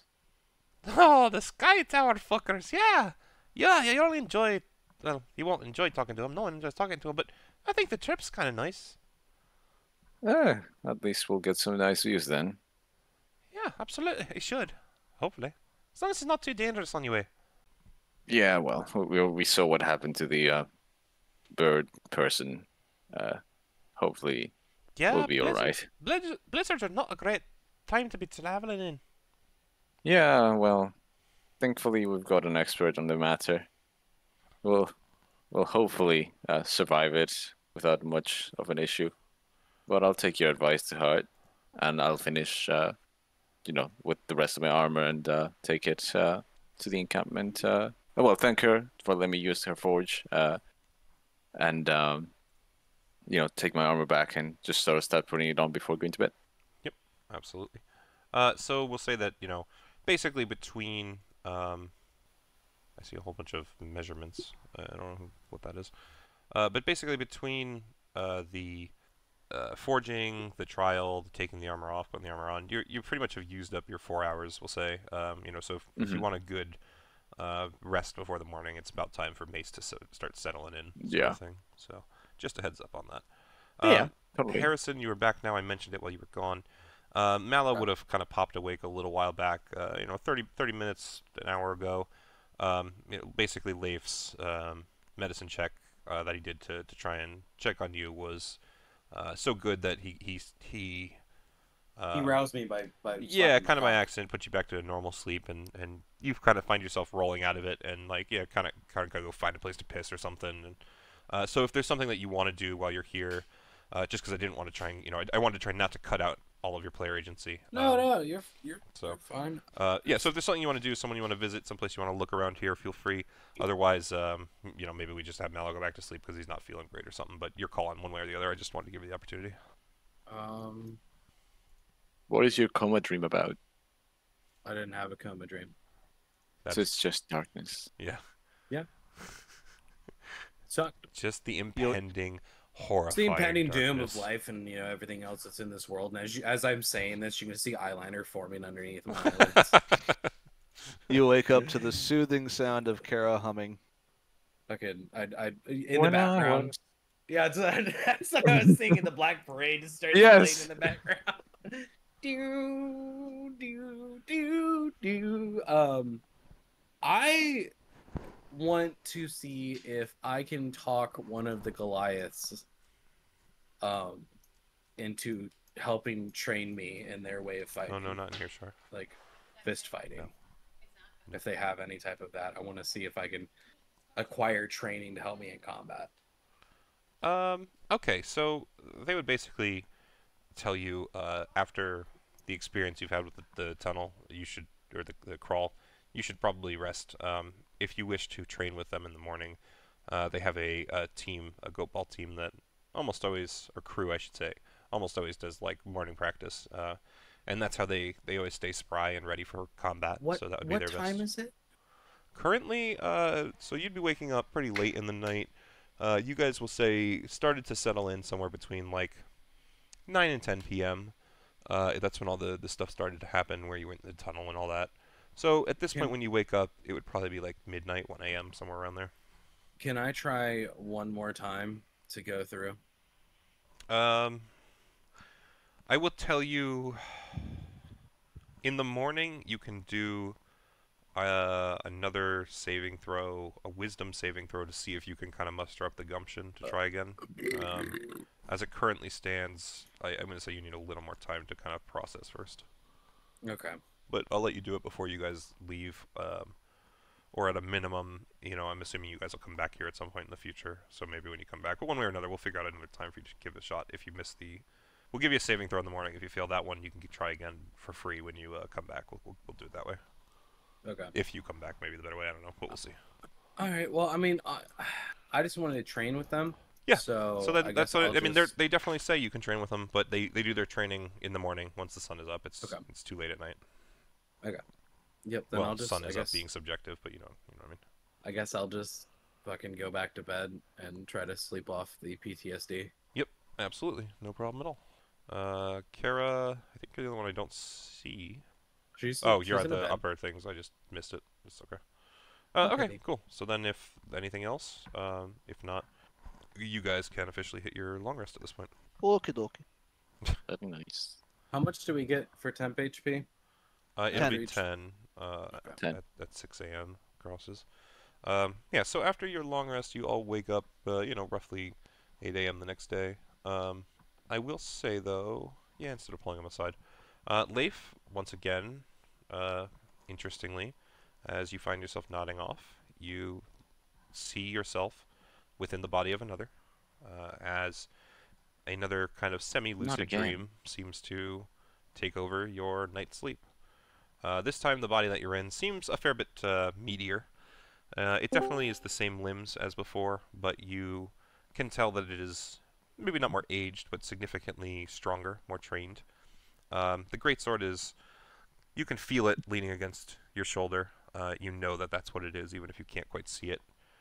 And you feel the weight of a heavy axe at your left hip, just kind of sitting in a small loop of leather. Very easy to just grab up and be at the ready with at an instant. You're actually standing with a view that you know quite well. It is kind of a cliff on a little mountainside that is very close to the village that you grew up in. This cliff is something that you know has a great view over the forest in which your village is positioned. And at some point between whatever you're seeing in this dream and when you grew up there as a child, some sort of a tower had been erected in this position that allowed basically guardsmen to go on watch up in this high area and see almost the entirety of the forest, and basically be able to tell if anything was coming, whether it was carriages or armies or whatever. And so you know this spot, but at the same time it is vastly unfamiliar. The trees are far more thick. There's no signs of life, at least not as you remember it.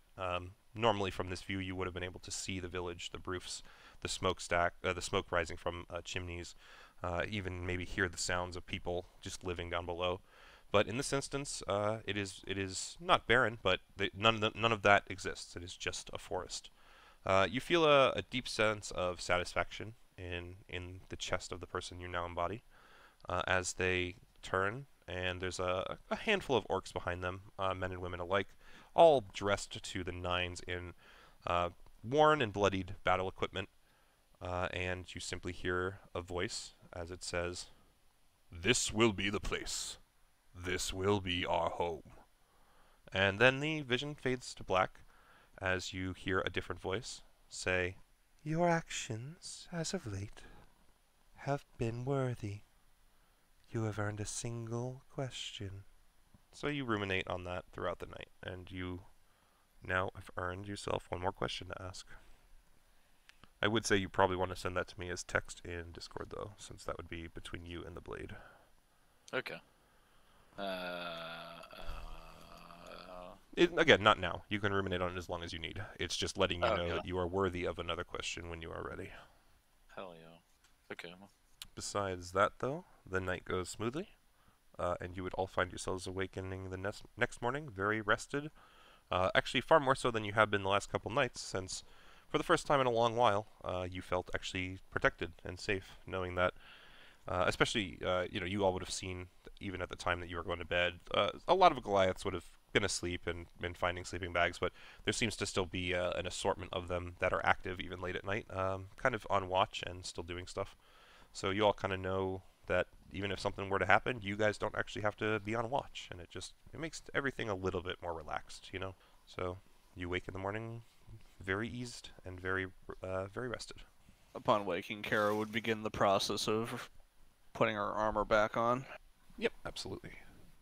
Pluzak looks at you for a second, looks at Mace, and is like, apparently I'm an armor expert.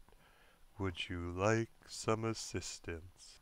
I appreciate the offer, but it's not necessary. My armor is much simpler to don than Mace's. He just gives you a thumbs up. He's just trying to help. Would I be awake at this point? Oh yeah, all of you kind of wake up around the same time. He does have a bit of knack for it, but I mean, it's just chainmail. It's like throwing on a heavy fucking coat. I get that. Perhaps I'm just a little excited about our experience here so far.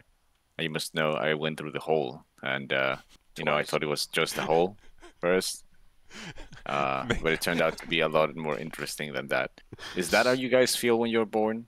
Yeah, slowly putting her arms through the mail, like, What? Can you say that one more time? I apologize. Not even that though. Mace is like, I finally got in a hole. Is this why all the living things are all about doing that? Yeah. Even the animals, that's all they want is in the hole. Now I understand. You come from a hole and then you return to the hole. Just sees and two then you end in like a hole. Fucking. Yeah, exactly. Like, they're doing the crawl! Yeah, exactly. Mace now has this just vast misunderstanding. They're looking to become one with their clan. They've gone native. Amazing. Oh, they're coming of age. Yeah. Oh, they're coming, all right. Exactly. Oh god. That's why Mallow couldn't withstand it. That's because I'm a eunuch. Until he Not forms the choice. penis, then it is not there. That's Mallow's secret. Yeah. He's a eunuch. Not by choice. That's why he wanted to cause the ejaculated to Mallow's bandits. question earlier. Oh yeah, there it is. That's a come through. That's a turnaround. But no, to Mallow's question earlier, I'm just gonna let you know. Go ahead and do a wisdom saving throw. Nope. Yep. Okay. So for now, you find yourself, not that you would admit this to anyone. Deeply traumatized. Yeah, just a little too fine. nervous to reapproach the tunnel currently. But you do have I'll some explain internal to them. gumption to try it again at some point in the future when you're feeling a little. I feel bit like more your dad courageous. might be living down there. Yeah. Can I go He train looks with at the hole, and that's exactly it. He keeps seeing just images of his father.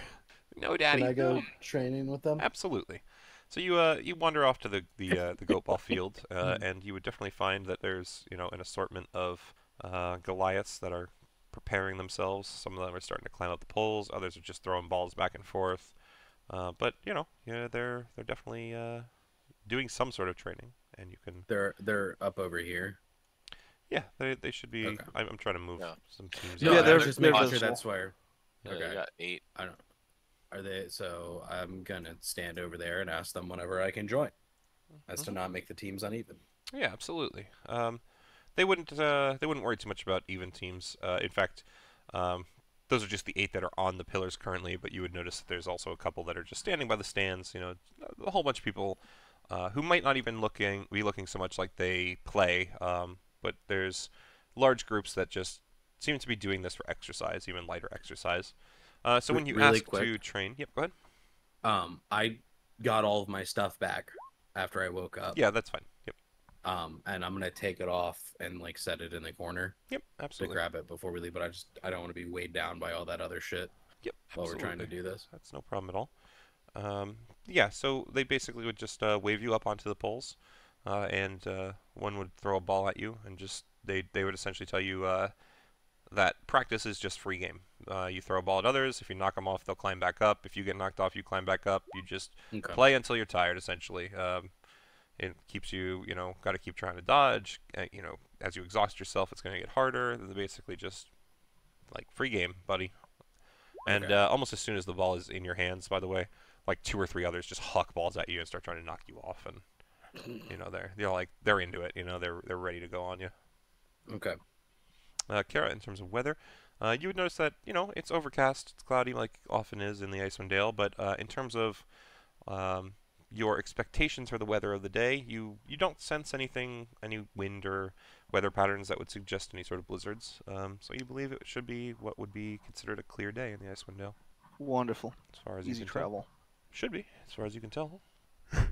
Yeah. Yeah, the snowman. That was funny.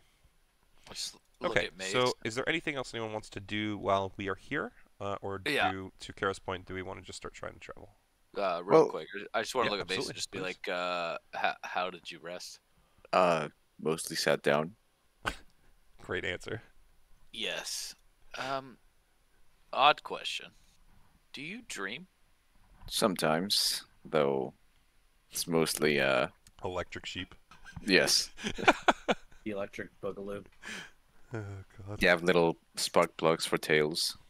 But yeah, sometimes, not always. Stator wires. Why do you ask? Kind of look around. Do you ever dream, say, of your hammer? Sometimes. Well, I dream of moments I've had in the past. Not really so much as fantastical stories or anything like that. Is your sword causing you trouble? Not trouble per se, but it does sometimes talk to me in my sleep. Well, could be trying to soothe you, maybe. I don't know how your sword behaves, but Chansey is pretty well behaved. He kind of keeps to himself. I enjoy him. He enjoys me. We keep it at that. I love the casual dropping of your hammer's name there, by the way. That was beautiful. I've still yet to prove myself to look at my sword. Her. Does she have a name? Haven't asked yet. Well, that would be a good start, I think. Well, I mean, listen, not all sentient weapons behave the same. My hammer was more of a familiar figure that I became reacquainted with. You haven't known your sword at all. It hasn't known you at all. So, it might be a good idea to familiarize yourself with who and what they are and whether you're okay with that. Okay, this is why I come to you. Also, I know no one else have yet to know anyone that has anything that talks to them besides other people. So. Yeah, well, not everyone is blessed enough to have such things, but I imagine that they're all carrying different types of devices that might otherwise prove difficult to handle with. I mean, for Kara to sprout wings like that, all of a sudden, permanent wings, feather wings, not the spectral ones that she had before. That's that can't have been easy. I mean, I had these welded. He like motions to his own wing, and I saw her just repair the wing from a birdman in the other room by just practically snapping it into place. Now, I like a show of force. I barely feel it, but I think for you squishies, it's a little less comfortable. Well, we all have our own things, right? So he just takes a big swig of something that he's pulled. Where do you keep getting those? I mean, you have to have what you need to have to start your day, right? I assume you probably want like a pocket full of screws or something. Well, no, but I do carry some nuts with me. I'm sure you do. As he looks at his crotch. Eyes are up here, buddy. Mace just like slides a drawer out at crotch level, pulls some nuts out. By the way, why were you fondling the ninja last night? Well, I mean, It was Is just it a a hole. situation where it runs in the family kind of thing, or? I didn't know. You're talking about Mallow, right? Yes. Yeah, I didn't know he went in that hole. I didn't know if there was like a spider or something down there. Just had to check him. You know.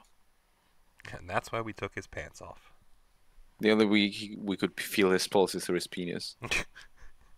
Well, it was the strongest blood flow at the time, so. Changelings are such strange creatures. Yeah. Well, I mean, I guess we should start the day. Should get moving. Yes. Has Mello woken up at this point? Yeah, Mello is out. He's been training with the outside others. practicing in the training field, man. What's he No, been no. practicing? What's the practice like? He's playing goat ball. He's playing. He's been in goat ball. Okay. Yeah. Yeah, but it's more of a free for all goat ball where if you get knocked off, you can climb back up, and like the goal is just to go until you're exhausted. Then I get up essentially. again. Yeah, that's exactly it, Chris. There's one guy. He has like a boombox out of nowhere. He's just playing just tub thumping. Is that what it's called? Fucking yeah. Get knocked Chumbawamba. I get up again. He's just walking in circles around the pillars. Every time someone falls down, he just points at them until they get back up as he's like finger follows them all the way to the top. Then he rocks out again. But yeah, no. So yeah, he's training out there. Kara, I saw you in the smithy. Something you're trying to do? I'm just having her walk around. Okay, yep, She's totally fair. So when you entered, you would have actually seen and probably recognized more so than Mace even that it was a woman smith now, different smith from when you guys first entered. That's all. Mm. And if anything, she'd probably be starting to clean up at this point, having smithed her fair share. Other than that, just taking care of the sled dogs and getting them ready to go. Yeah, yeah. You don't need to use any rations. The Goliaths would have offered to feed the dogs with scraps from the dinner the night before. So they've been well fed. They're ready to go. You still brush them all down, make sure they're okay. Their harnesses are all set and everything. But for the most part, they were well treated, and you didn't need to do much. So. Wonderful. Anyone else have anything they wish to attempt here while they're here? No, I think I'm good. Okay. So in that case, everyone can climb onto the dog sleds, and we will go back to the map for a moment. Okay. So you guys are up at the yellow X, and then let me just make sure I mark the correct place for you. I know I have it open somewhere. Another location was called the Skytower or some shit. Yes, I'm just looking for my map. That's where all the sky fuckery happens. That is correct. The That's sky all fuckery. the sky fuckery.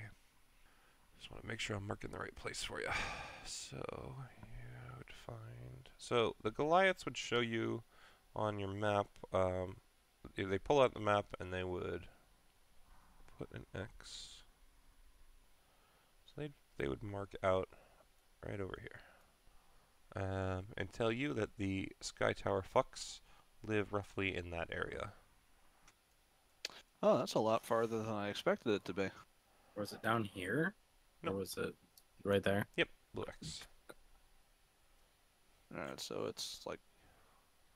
You're thinking of going back around that way? 7. Because there is no throughway on the mountains here. You'd have to climb a mountain. So we'd have to go around if there's no throughway then. Oh, I Can like we my go, crappy not go writing down claw. this way? Or whoever put Skytower. Yeah, that's the way I had the route can go- planned you can originally. go but down that way. apparently The There's nothing solid at this point here that we can go Yeah, through. there's no. You'd have to go over a mountain here as well. You can do it towards the mountain, or you can go back around the way you came, which you know is no mountains, and just turn left. Turn left at the place where you met Serena. Yeah, I guess we'd have to do the travel back if there's no way through. I mean, yeah, climb the We mountain, could but- technically like go through this fucking chasm area here and go through this, but that'd be a bitch. Mhm. Yeah. Yeah, no, take Hey, you the can- straight. You guys can do whatever you want. It's just gonna be a certain amount of time, one way or another. I say we double back the way we have previously gone and go that way. I'm still just loving this Green Lantern gif. I know. I keep watching. It's a spam. So we're gonna say that the trip is makeable in a single day, but you will be arriving at the Skytower probably pretty late in the evening, much like when you got here, you know, like 9 or 10 o'clock in the evening. So just be prepared for that. If you want to take a long rest while you guys are out there, of course, and do, you know, arrive in the morning, that is also an I option. believe it would be wiser to show up at their front door when they're awake and not Yeah, I mean, ready to go to that is sleep. totally up to you guys. So yeah, so do you want to plan out where along your path you think you want to do the long rest? You want to do it like once you're close there and just approach them the next day, mean, or? Personally, like, just I think get to the area so that they're within an hour of the morning rise and just go there after sunup. Okay, so you're saying get to about an hour's travel away and then wait till the morning, is what you're saying? Yes. What were you saying, Harrison? All I was going to say is whenever we do the long rest, since I attuned to the rapier, since we did a long rest, we cannot be surprised. Yep, correct. So all your birthday parties. There's a very specific reason that I gave you that weapon after that fight. You're talking to the guy who designed the whole thing. I'm just making sure that the party knows. That's all. Yeah, I gotcha. Yeah, you're not going to be assassinated yet. Yeah, right. I just stare at Bluzak. Okay, fucker. Also, I would be careful with that, Mallow, because I believe the wording is that they have to be like within 30 feet of you, the party members. Yeah, within 30 feet, which I mean it's fairly large. Yeah, generally. I'm just saying there is still a caveat there that you got to be aware of. Yeah. All right, so you guys travel, and you actually would find that the day is relatively uneventful during your travel. So you make it to a clearing without too much issue. Not even really a clearing per se. You tuck yourself in at the foot of a mountain where there's still some trees and things, and yeah, you find a nice little place to long rest yet again. What's the turn order for watches? I'll take first watch. Okay. I'll take second. Okay. I could do third. I'll take the final watch. All right, so Pluzak will offer to assist on first watch. Thank you. And then go to Thank sleep. you. Yeah, I know that you tend to not have the best perception, so I don't think his is great either, but at least it's a double roll. Yeah. So... Did that page close? Did I? Oh, on the wrong thing, that's why. So then we'll just do the rolls, and I'll tell you what happens when. Where's my Pluzak sheet? There he is. Your Plozak. The Plozak showed. Pluzak. Alright, so on Mace and Pluzak's watch, you would actually find, Mace, that while Pluzak is assisting you to the best of his ability, you find yourself actually pretty attentive tonight, this night. And you do actually hear some strange sounds in the distance, but it sounds like maybe wings, and you don't see anything, at least not as far as you can tell, that looks like it's coming nearby. So you just keep eyes up, but otherwise the night goes through pretty successful, or not, your watch, I should say, goes through pretty successfully without issue. So you and Pluzak start waking up next on watch order, which was, what was it? Me. Okay, yep. So the brain just didn't want to connect. I don't see shit. Yeah, so during your watch, yeah, you don't hear or see anything in particular, but it is actually of no particular issue as of right now, as far as you can tell. Yeah, so you wake up the next person in order, which I believe was Kara, and Leif was on last, right? I was last. Oh, Kara was last. Sorry, I mixed you two up. So Leif, go ahead and do a perception. So a 16. Yeah, it's okay.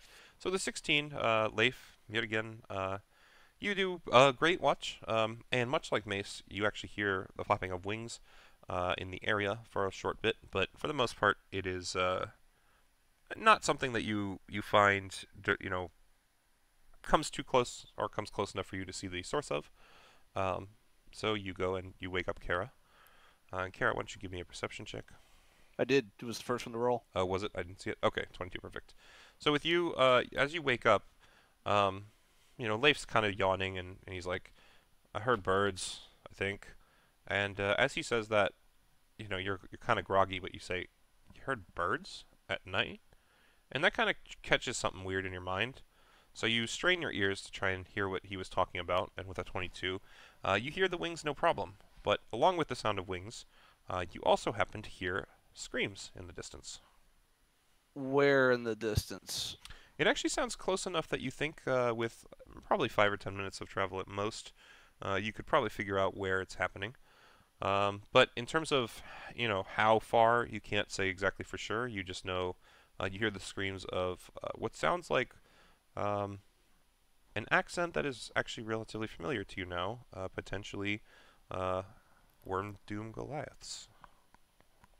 As Leif is just shuffling off to bed, Kara would look to him and just go, "There's a fight going on in the distance. Can you stay awake for a couple more minutes while I check it out?"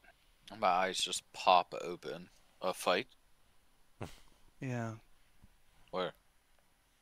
That way. And Kara will point it in the direction of the sounds. Yep, yeah, you definitely know your perception is high enough. Oh, you want me to wait here?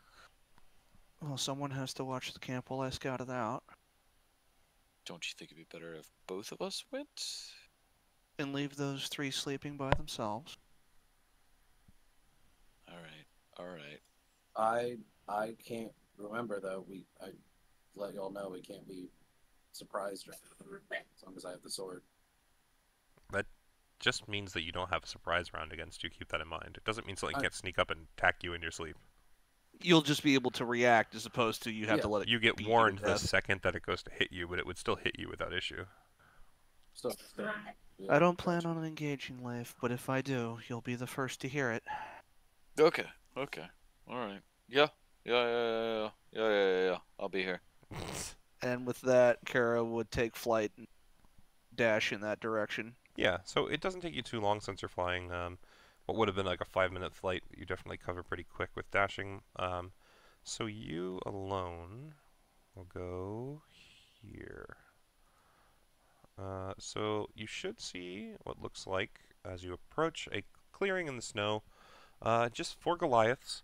They're holding weapons, mostly battle axes. One has a couple javelins. He's actually holding them as if almost for the others to grab from him. And all 4 of them are looking relatively skyward. At first, you are just looking for the source of the noise. So the first movement you see is the Goliaths, and that's what you focus in on. But pretty readily, I'm on the wrong layer. 1 second. Pretty readily, as they continue to kind of prepare themselves for something coming out of the sky, you do eventually see movement as something dive bombs towards them. That looks to be a large bird.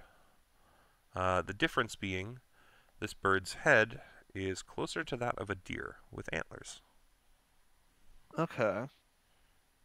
From my vantage point, would I be able to tell the condition of all parties involved? You would need to do another perception roll, which would take an action if you want to do that. I don't plan on engaging quite yet, so I'm down to do that. Okay. 19. Yeah, so with that, you can pretty readily tell that these guys are, they're kind of beat up, not necessarily bloodied, but they've taken a couple hits. These things, they're being beset by this creature, and you can tell that they're kind of on the back foot. It looks like they're having trouble because it's flying, and they, at best, just have javelins. But I don't know. So they're fighting. the creature itself looks like it's in good condition, and they themselves are slightly haggard. A little bit. You can tell they've been assailed for a couple minutes at this point, but it also looks like they're holding their own. You actually would also be able to tell pretty readily just because you're, a navigator. You see their footprints in the snow, and it actually looks like they've probably been running away from these things for a little bit of time now. How many of these birds have I noticed them attacking? 1 currently. Just the one? With your perception roll, though, you would definitely say that you hear the sounds of at least another, but you don't know how many more. It only took me about 5 minutes to get here, 2.5 for you because you were dashing, but yeah. 2.5. Oh, they shouldn't die in 5 minutes. I would fly back to the camp and let Leif know what's going on, and that now that I've seen what's going on and that it's a group of Goliaths, I am going to go back to assist, and if he the rest of the group has probably rested enough that if they wanted to join in, they could, and to let them know. And then I'm gonna go dash and try to help the Goliaths. Yeah, I was gonna say I'm gonna wake everybody else then. After delivering that message, though, I would sprint back. Yep, absolutely. Via flight. Absolutely. If I'm dashing, I have 90 feet of movement. Just let me know. Or 90 speed. Yep. Okay. So let's do this. Everybody, give me an initiative roll. Yeah. 21. Two rolls? Yeah, because I get advantage. But it doesn't like doing advantage with initiative. But does the sword of the rapier of warning give you advantage on initiative? Mm-hmm. Yes. That's literally why I wanted it, was because it does initiative, advantage, and the not being able to be surprised thing, and it wakes everyone up. That's within 30 feet of me. Yeah. Yeah. Oh, let me. I'm also gonna. I mean, you still would have been first in the party's initiative, regardless. So just keep that in mind.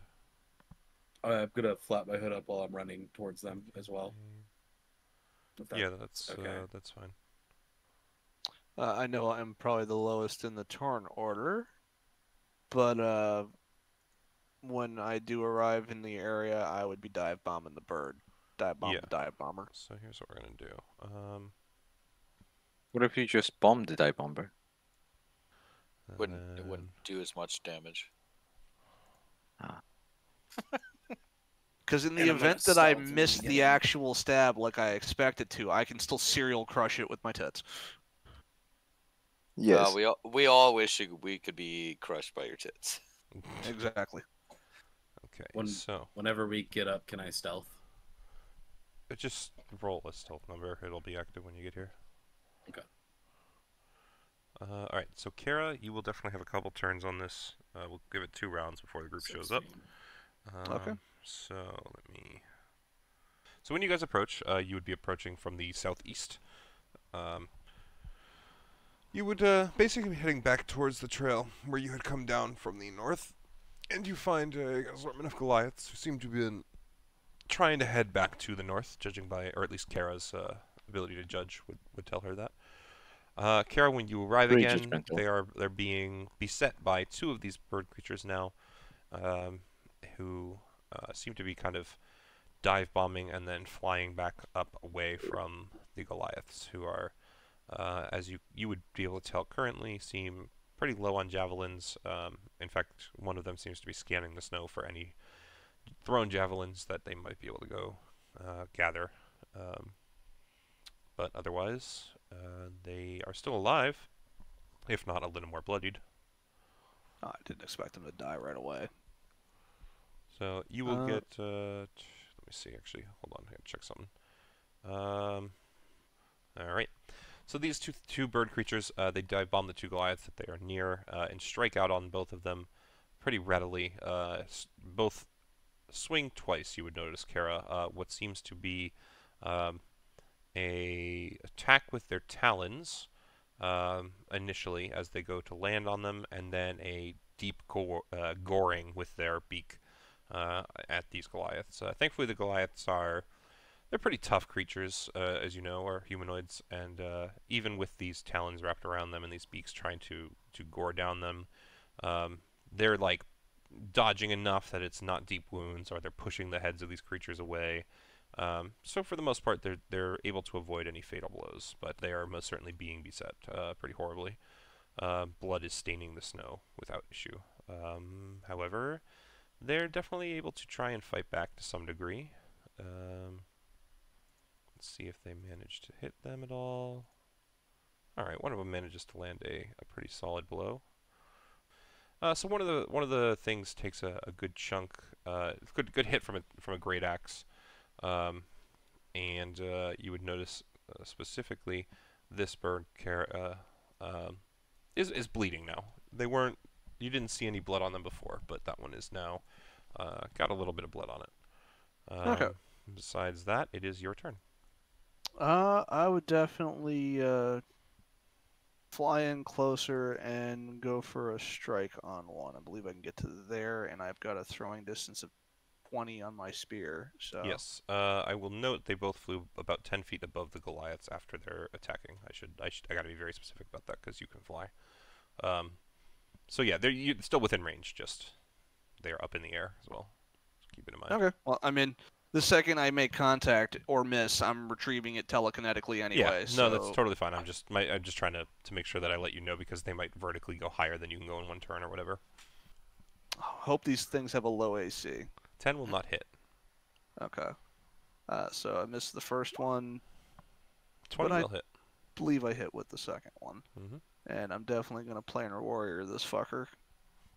So that particular creature is going to take 17 damage as the spear goes in, makes a hole, and flies back. Yep, absolutely. You puncture it quite satisfactorily in the body as you watch a nice fountain of blood spray out of it down onto the snow below, and it screeches out in pain as it cranes its neck towards you, realizing now that there is a new threat.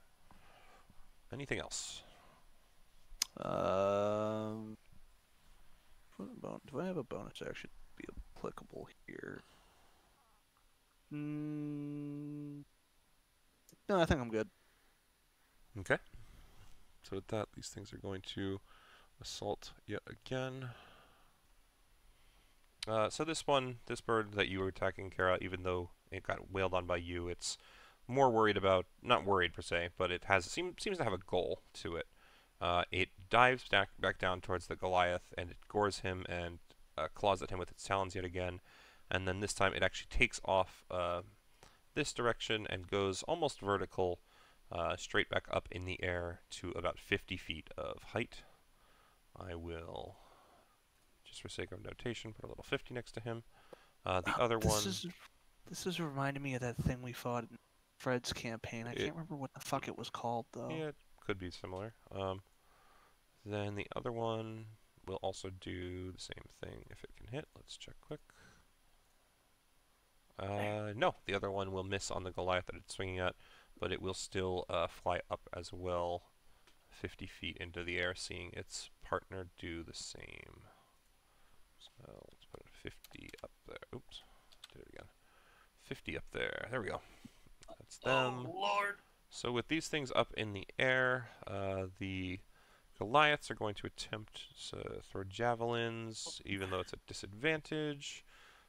This is the part that they've been having the biggest issue with. So let's see. So they're 50 feet in the air. Yes, they are. Alright, so one of the javelins should hit. I know you're so mistreated and unloved. Nobody ever gives you anything. Alright, so with that, Kara, it is your turn again. We never specified the height that I was at. Do you want to just set an arbitrary number? Yeah, we'll say you're at 10 feet because you were able to attack the things on even ground. The first round, we'll say. So you're at 10 feet. We'll call it. Okay. Then I would fly on a diagonal up 30 to put me at 40 feet and closer to the creature. Yep. And I would go for 2 more throws. Okay. And first one, am I hitting or missing? That one will just barely miss. Just barely miss. Okay. And second attack. That will hit. Planar Warrior on 16. Okay. So that one is very significantly bloodied. It seems to be just barely hanging on as it screeches out at its companion, and it is kind of looking down at the creatures below. You can't quite tell what is in its mind, but you can tell that there seems to be some sort of thought there. Is this creature... Do I have any recollection of this creature? Kara? No. Okay. I mean, if you want to do on your next turn as an action, like a history check to see if you remember the hunters telling you about what this could be, but that would No, I take don't want like to waste. a I don't want to waste the history check on it yeah. as an action. If I get it, I get it. If I don't, I don't. Yep. So I've been beating the shit out of bird 1. Absolutely, totally fine. Okay then. So with that, are you all done? That is all I can do at the moment. Okie doke. So then the rest of the party can finally start coming in. So start yourselves at the eastern edge, southeast corner, somewhere around there. Just start at the edge, and then you can take your turns from there. And then Mallow, you are up first of the party. They're 50 feet in the air. Correct. Okay. Okay. I guess I'm just gonna run to here then.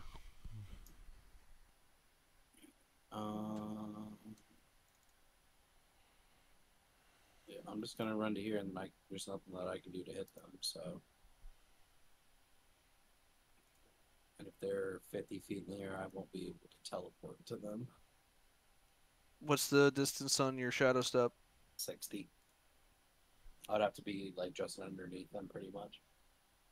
Oh, You also need a shadow that you can see that you could warp to. We're also always in dim light, aren't we? Sure, but again, because it's always shadow overcast. that you can see that you can warp to. If anything, it makes it harder for there to be shadows because everything is in shade.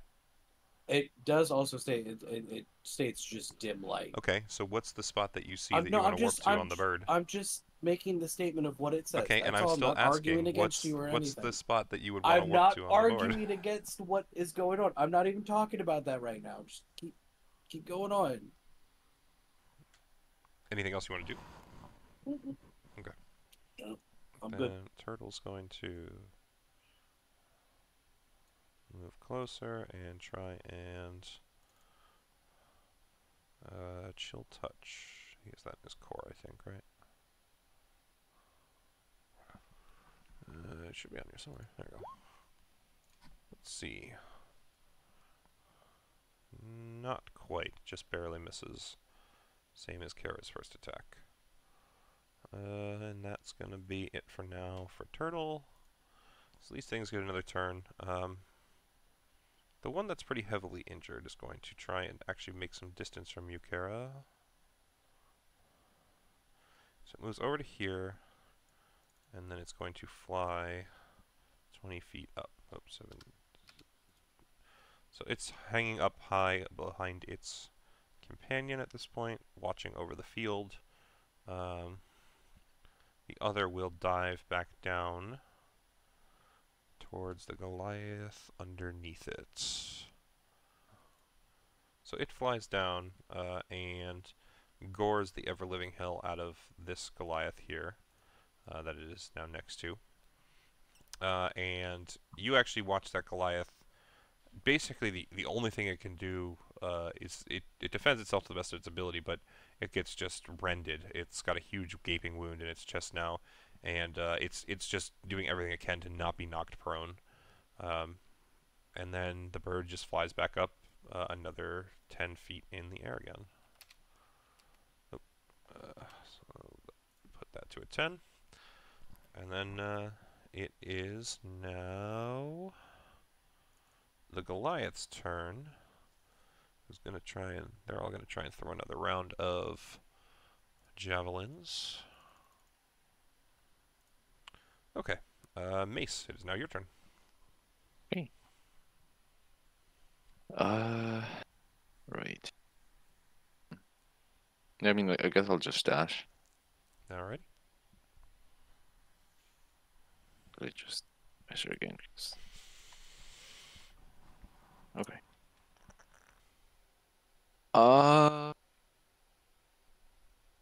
So that's 70 feet directly up in the air, right? From that position, yeah. Mm-hmm. Okay, then that'll be my turn. Alrighty. Leif. Okay. I'm just gonna. I'll be back for a moment. Yep, absolutely. To here, I think. Yep, I just dashed up here. Alrighty. Yeah. good there. All right. So as you approach that, Leif, do me a history check. Okay. As you approach, even though it's just with a glance, you actually find that you recognize this Goliath. As funny as it might be, you have seen him when you guys rescued him in the jail of the Sunlight Fortress. Oh. He doesn't really, he's clearly not focused on you right now, so doesn't seem to be, you're not sure if he recognizes who you guys are at the current moment, but you certainly recognize him. Okay. Good Anything old else? Capanook. Correct. Yeah, no. I think I'd look at him and be like, as soon as I got up there, yeah, maybe as I'm noticing that, I look at him and go, fucking birds, huh? He glances sideways at you, realizes who it is, and he's like, "Aye, and yet again, you saved my life. Eh, well." And he refocuses back on the birds. Yeah, we don't know yet. Alright, so Kara, your turn. I'm going to move. Let's see, what's my exact distance? This thing. Right. I'm going to move 10 feet closer, and then I'm going to Misty Step directly behind it. 10 feet to there. How far can you go with Misty? I can move anywhere I can see within 30 feet. Okay, but it's up 70 and you're up 10. So it's got 60 I'm at between you 40, and it. I thought. How Because did I you- went on a diagonal up to it when it was at 50 and attacked Well, it. if you went on a diagonal, then you would not have been... So if you went diagonal 40 feet, then your height would have still not been 40 feet up. How far vertically, or how far horizontally did you move? Well, I was talking about when I was over here. Yeah. How much horizontally did you move if you were going up at a 40-foot angle? When you so like when you were over here, you flew 5, 10, 15, like 20 to here. What was the? I don't know. I haven't done the math on that.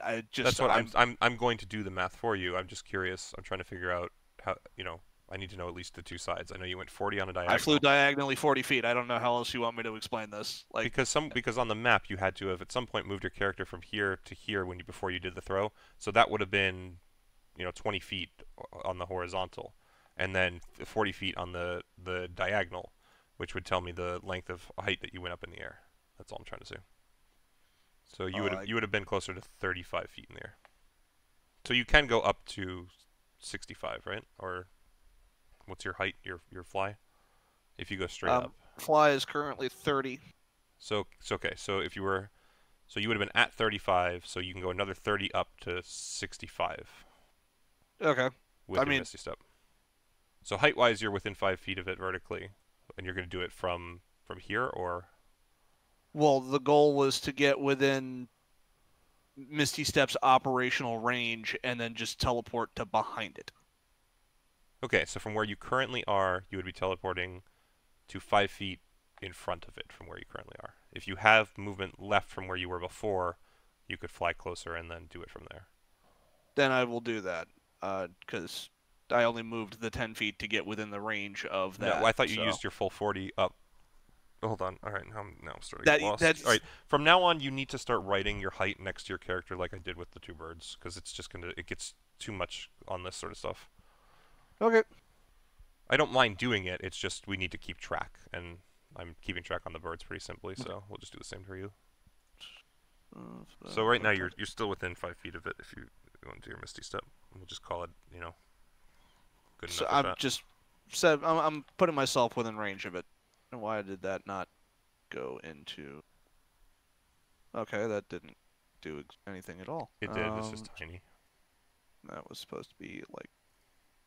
Yeah, that's better. Why did that revert back to small? Or whatever. It is what it is. And it's 65, I think. So, well, lost Harrison again. He said he got blue screened right now.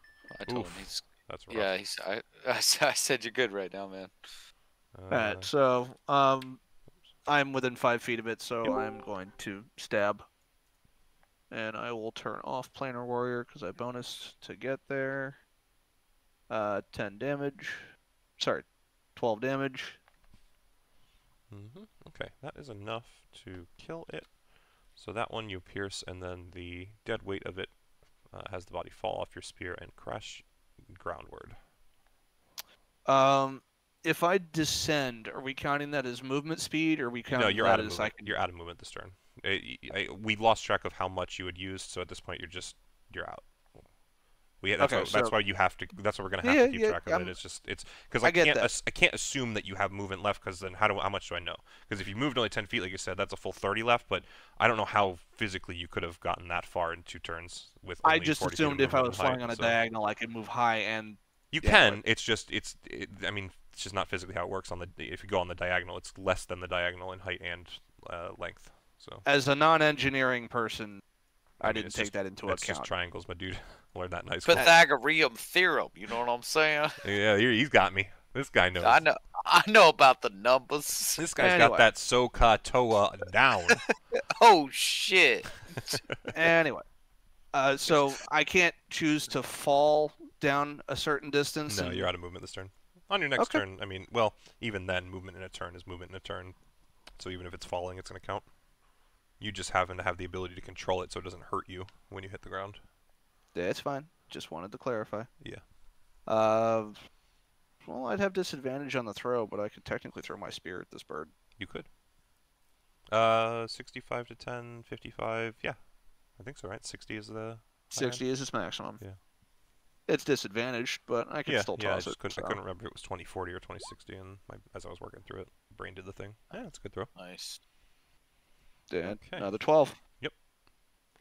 So your spear pierces this bird, and as it turns to kind of, look at the damage, it sees the corpse of its compatriot, and you would notice that a red-hot bloodlust kind of enters its eyes as it glares over at you.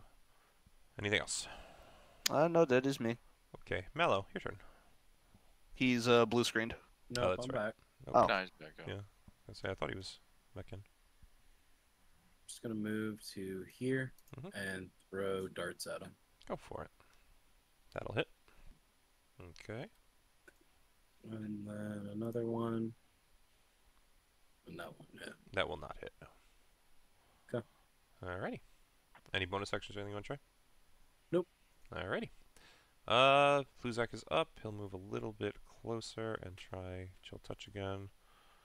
That one will hit. So you would watch Pluzak manages to chill touch this thing. You've all seen it before, so you know that it is his. And then they go again. The bird is going to start flying up towards you, Kara. And let me check the wording on this. Dives at least 30 feet. Okay, so cannot do it on the ascent. So yeah, you just have this thing come flying in at you, and it attempts to reach out with its talons and slash at you, and then gore you afterwards. It will hit you with 1. I have to check their plus. You take 9 damage, Kara. Okay. It misses with its talons, or rather, you hold your shield up in a way that deflects the talons without too much issue. But in doing so, it kind of cranes its head up and around and bites down on one of your arms, enough to really grab hold and kind of yank your arm. No penetration on the armor, thankfully, but you feel pretty bruised. Besides that, though, it is... and then the Goliaths go. If it's 70 up, they can't physically hit it. So they're going to just kind of gather and start trying to tend to their wounded. Mace, you're up. Okay. I think that is 30 feet. 30 feet under it and 70 straight up to it. Yeah. I have a question. Yes, sir. So if I were to run there, so essentially get like a running start and jump, would I be able to, like, I don't know, reach higher than normal, or? Well, so what is it? What action are you trying to do once you jump? So what I'm intending to do is jump, and once I'm within range, command the bird to freeze. What's the range on command? 60. Okay, what's your strength? 18. So I think you can jump 9 feet in the air, or is it? Hold on. It's like half your strength score is straight up. I think is the vertical. I believe so. Let me double check. Yeah, I'm double looking as well. There we go. High jump. You leap in the air a number of feet equal to 3 plus your strength modifier if you move at least 10 feet on foot immediately before the jump. 3 plus your strength modifier would be 7. Up to your strength score for a long jump. 3. Yeah, but it doesn't say anything about a high jump, does it? Yeah, it does. High jump. It says when you make a high jump, you leap into the air a number of feet equal to 3 plus your strength modifier. So for you, it would be 7. If you move at least 10 feet. That should be enough then, right? You're how tall? 6 feet tall? Yeah. 6 feet tall, jump 7 feet in the air is 13 feet. 70 minus 13 is 57. Yeah, I'd say. Now, what does casting the spell take? Somatic. Just it's an action. It's a vocal.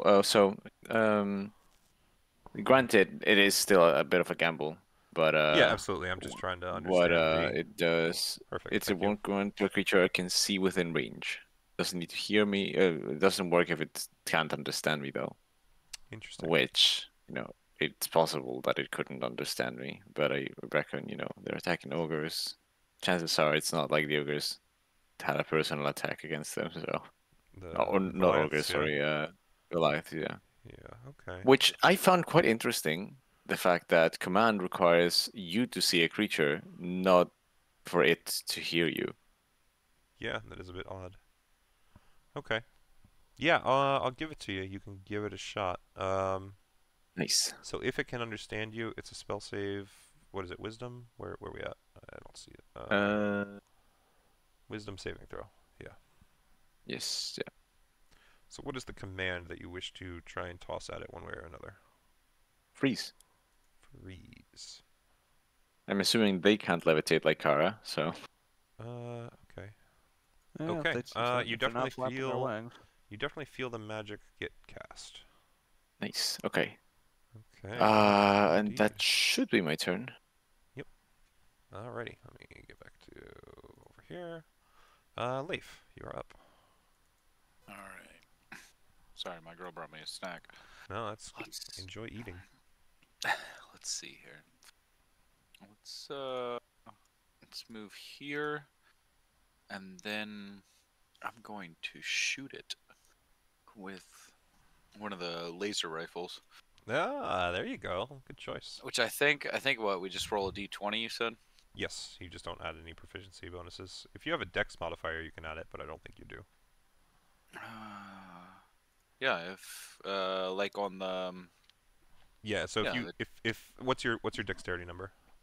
14. Oh, okay. So you have a +2 on it then. That's a 2. 9. Wow. Yeah. So that will miss for sure. Kara, you just kind of watch this bolt of energy like shoot off into the air past this bird, and you look down and Leif's pointing one of those rifles that you know he has them. So, but yeah, shot whizzes up past you. You want to take another one? Oh yeah, I'm gonna try again. All right, go for it. Even worse than the first. This one's even closer to you, Kara, and you're like, okay, is he aiming at me or the bird now? I'm a little confused. Like, I get that it's dark and it's up high, but what the fuck? I know I have wings and it has wings, but come on, man. The body shape should be different. This one has fucking antlers, all right? But yeah. So anything else you want to give a shot to, Leif? That's it right now. I'm just gonna look at Mace and just be like, God damn these things. Yeah, they're slippery. So did I notice anything with the bird? Like, is it slowing down? It's definitely pretty haggard. It's bloodied at this point, but so the spell didn't take effect. You can't quite tell at the moment. Same 6 seconds. It is your turn, by the way, Kara. Sorry. Okay, I was just waiting. Yeah, no, I didn't ever clarify, but because you had asked, I thought that maybe you knew you came after him. But yeah, your turn. No. I'm gonna grapple this thing and ride it to the ground. Okay, I'd say go for it. Swing them, grapple. Crit. Yeah, I'm not even gonna bother to roll. I was gonna actually give it disadvantage because the magic has taken hold. Now that you're grabbing it, you will find out pretty readily. But yeah, it is currently in your grasp. That's for sure. You've kind of got your hands like grabbing at it as wings. Anything else? I'm basically just gonna point it towards the ground, and we're gonna nosedive it. And he's going to ride this motherfucker like a goddamn sled. All right. Exactly. No, that's fine. So Mallow, you're next up. So are they falling? Yes, and they will finally start to truly fall out of the sky on the Brayton's turn. Can I hold my action until after they start falling then? After they fall to the ground? Yeah, I guess that's fine. What action? What's the trigger? Oh, I'm saying, like, can I hold my turn until? Yeah, you can hold an action. I mean, it's a mechanic. Just use no, I know. I'm more so meaning, can I just hold my turn? No, you can tell me what you want to do as a held action and what the trigger is. The trigger is him touching the ground. I'm gonna beat the fuck out of him with a bow staff. Touching the ground. Okay. Within range. When he is within range. Oh, absolutely. That's fine. Just that's the trigger, and you're gonna hit it with your bow staff. Gotcha. Okay. So in that case, I am gonna move though, if that's okay. Sure. Your turn hasn't ended yet, so you can move to the position you want to be in, and then declare your hold action from there. Yep. Gonna go there, and I'm going to hold an attack for when he comes into range of me. Yep, absolutely. Okay. Pluzak is up. He will move even closer still, and just do another chill touch. That one will just barely miss again. He's close, but he's like 1 or 2 off. He will simply do that, and then it is the monster's turn. It starts to crash out of the sky.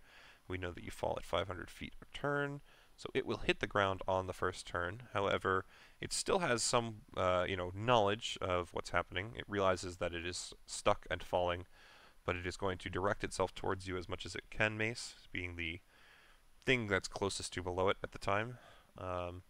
So even though Kara's holding on to its front, basically trying to guide this thing down into the ground, she would see in its eyes just like a refocused effort of kamikaze proportions as it tries to hit Mace.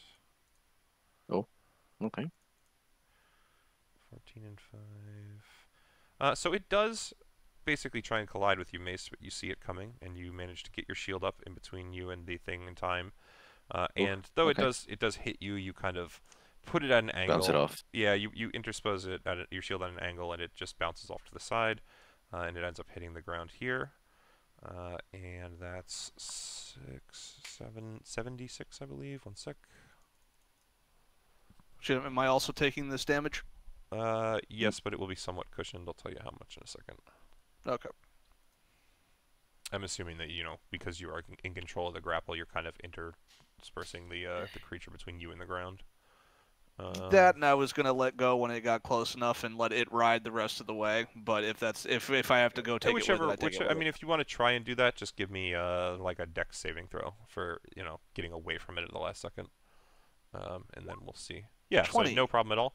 You actually guide it to basically within inches of the ground, and you flare your wings. And as much as it aches your shoulders to do so, you basically have forced this thing to dive bomb full force into the ground as it takes 27 damage, killing it outright.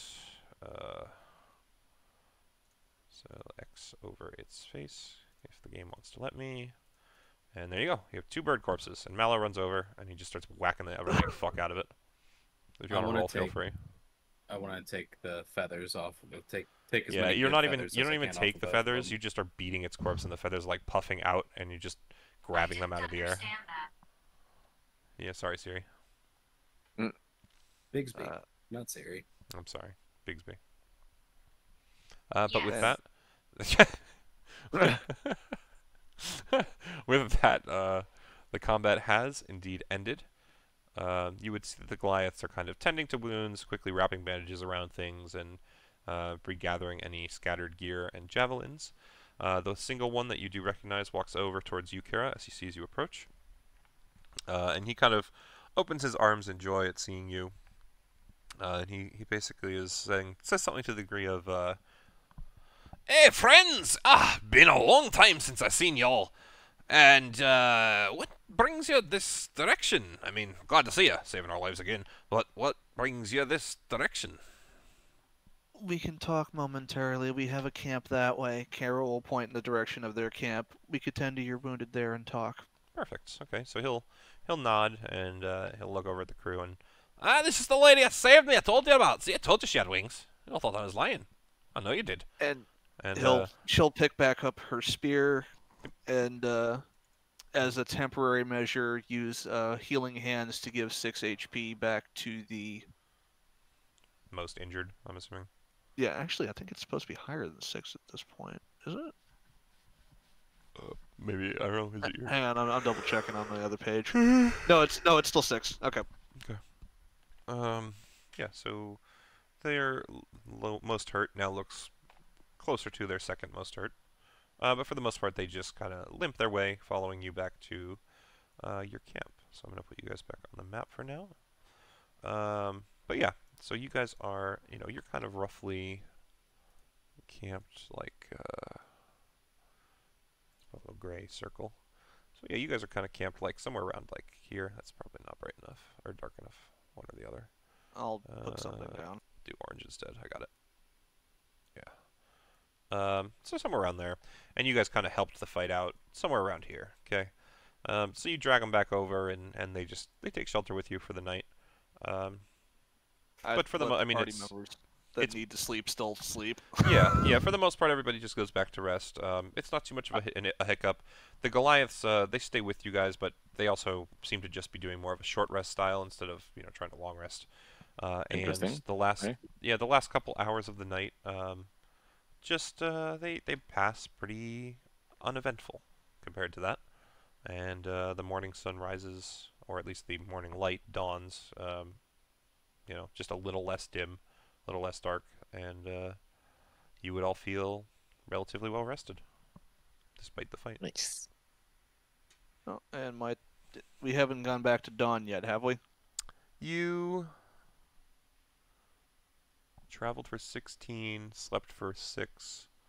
Yeah, I mean it's going to be basically 24 hours at some point pretty soon. So yeah, you just reset them now. Okie dokie. I go back up to 10 because that one hit that I did took 8 to temp HP that was above. Yep. The problem with being the only one that's always in range because you're the only flyer. Shit happens. Yeah, but regardless, the Goliaths are very happy to have you save them. Basically, you're told they were a hunting party. They were planning on heading back with a fair catch of a large deer, but the birds be set down upon them. They had left the corpse behind, thinking that that's what they were after, but very evidently, they continued to be followed by these giant things. Kara, at this point, give me a history check. Okie. What did you? History flat roll. Yep. Okay, so you don't quite have any memory of being told about these creatures. However, one of them does mention something that kind of catches you off guard, in that he says something to the effect of he wonders if it was mating season for these creatures. You don't necessarily know what that would have to do with anything with that history roll, but I mean, it just seems kind of interesting to you. Besides that, though, they just see you off once you guys are kind of rested, and they tell you they're gonna pretty much gather their wits at this point and start heading back to the Wormdoom Crag. Okay. Hopefully finding something else to hunt along the way. But they are very grateful for your assistance, for sure. Wonderful. Fantastic. Alright, so you guys can wake up the next morning, and it's just a couple hours on your dog sleds to the Skytower. Skytower shelter, I should say. So let me just make sure. Yep, looks good to me. Okay. Let's drag your asses over. So, as you approach, cool. As you approach, essentially you would find this place is guarded with a much more natural approach as opposed to psychological. There's a 10-foot wide stone causeway that ascends to the Skytower shelter, and I would tell you that it takes not too much to notice that up in the air there seem to be griffins circling in the sky. Oh joy! Most of you would not be able to pick out quite how many, because the way they're circling is almost a bit difficult to tell with the way that they're overlapping their patterns. But Kara, you're definitely perceptive enough to, at a glance, be able to tell that there are 6 of them currently in the sky. You would notice as well, Kara specifically, that they seem to be crying out. A pretty... It's like shrieks, but they sound very measured, controlled. Besides that, though, it's just this stone walkway up to what appears to be some sort of actually a wooden barricade. You'd be able to tell at a relative distance. So yes, and actually here's the bit. 6 griffins circle above you, shrieking at your approach. They descend until they're a few hundred feet away, but come no closer. And at the other end of this entranceway is a 10-foot tall barricade made of wood and stone, set with a crude gate made of thick lumber and festooned with metal blades. Gaps in the gate allow you to see an unusually tall figure in hide armor, standing 10 feet behind it and clutching what appears to be a great axe. Beyond this figure is a higher ledge with 5 equally towering figures standing atop it. So now that you know that's the case, let me start revealing some stuff for you. There you go. And let me actually go to and we can tell they're all Goliaths? my camera, which I just realized I hadn't fixed. Yes, you would know the Goliaths well enough from the Wormdoom Goliaths to be able to tell that these imposing figures are most certainly ones of Goliaths as well. But because of the kind of screening of the gate, you can't quite make out too many deep details. You just would assume Goliaths. We just assume the frame belongs to... Right. Correct. Anyone want to try and approach? What's the plan? Well, I I'm know we're going being to circled.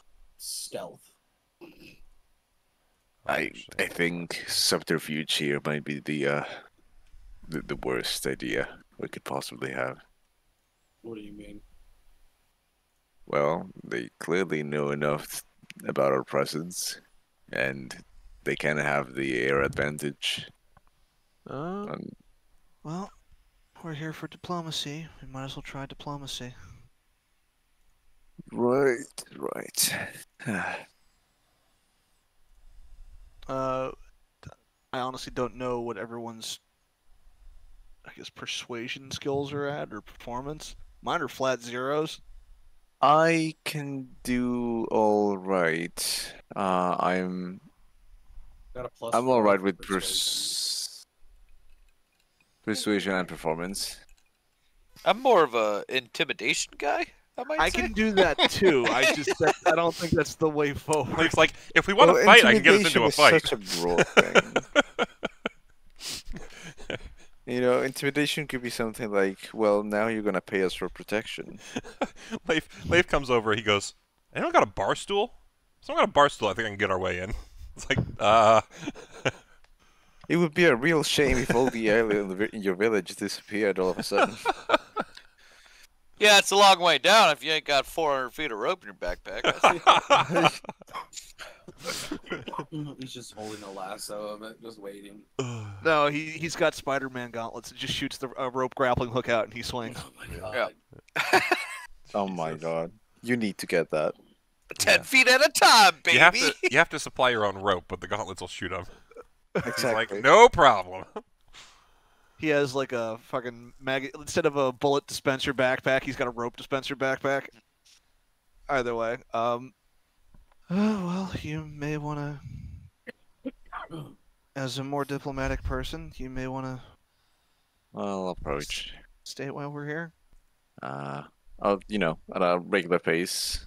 Not attempting to like hide my presence or anything. So right about there, just stop for a sec. Okay, yeah. Don't get too close, because right about there you would simply hear a voice cry out from their side of the gate. It seems to be the one close by. Turn back! You are not welcome here! Okay, alright there. Transylvanian. I'll see, I was going to go for Mussolini Italian, but you know. No, Transylvanian is spot on. That's what I'm going for. Okay. No, just one idiot crossing our bridge. I'm gonna stand up with Mace, like side by side with him. Yep, that's fine. He still calls out regardless. I do not mean to intrude. We are not even really seeking passage into your fortress, village. Shelter. Shelter, right. We have come as adventurers in regards of what trouble has been caused in the region due to, as far as we know, a feud between your clan and one other. Could you perhaps tell us a little more about this? He sighs. He's like, so you were sent by the dragon fuckers. We were not sent by anyone. Well, yeah, we mostly just heard about there being trouble here and came to investigate. We know of the people you speak of, but are not necessarily affiliated with them. Then turn back. There is nothing for you to do here. We will crush them into the dirt. You might have heard of us. We are the ejaculating bandits. Oh, Lord. I want to hear even less. I know nothing of you, but that name is horrifying. Not in a good way. Don't worry, he's a eunuch. Then I want to know even less what he ejaculates. No. It's a long process, but we digress. Listen, the commotion has escalated to a point where it's no longer just affecting your two clans, and as such, we would. I know the exact extent by which our clan's feuds has affected everything around us. And by that it is nothing, because it's a cold fucking war, and we've been wanting to kill them forever, but are not allowed to. Allowed to by whom? The fucking clan Ruslan. Okay. I might have turned this on you a little, Chris, just to make sure you didn't know what was going on.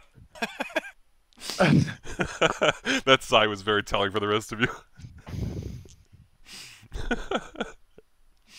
Now, would you be kind enough to tell me why exactly it is that you seek to kill them? Oh, absolutely. We have no problem speaking of the feud. You see, many summers ago, the children of the Skytower challenged the children of the Wormdoom to a game of their goat ball. One of the children of Wormdoom, angered at being knocked off her perch, threw the ball at one of our griffins and struck it in the head. It wounded her in return. The game was called off. Days later, hunters from Wormdoom climbed our mountains and slew our griffin in its nest. A grave insult. We have been at war ever since. Was there anything else that you did that would have caused them to try to kill your griffin? Absolutely not, and I was there that day. So there was no harm done to... Okay. You can go for it. 18. Yep. I mean, you would tell that very evidently, to you at least, he believes every word that he has told you. There's a lot of conviction, pent up, resentment that adds to his conviction. That seems to make his story seem very believable, or at least he believes it. Right. Any ideas, anyone? Light it on fire, watch them burn. Yeah, one question I was expecting that hasn't been asked yet. Kara would walk forward. Who's Clan Ruslan? The Ruslan clan is the clan of Goliaths that no other Goliath will ever fuck with.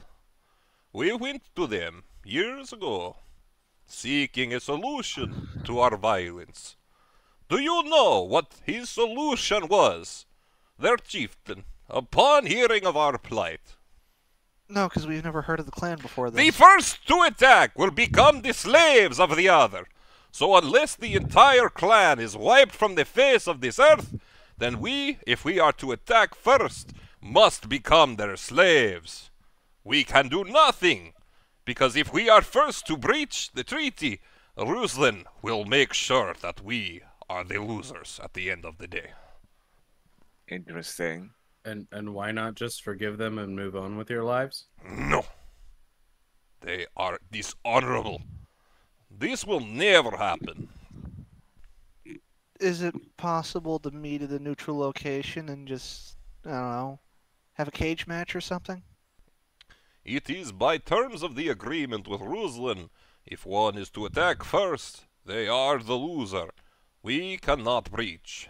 They can breach, and then we are winners. No problem to us. But can you talk about it? We have spent many times trying to talk, and it has never worked till now. I don't know why it would work in your mind in future. So, I would like to whisper in Kara's ear at this moment, and say, well, so as of yesterday, Leif and I are both technically part of the clan.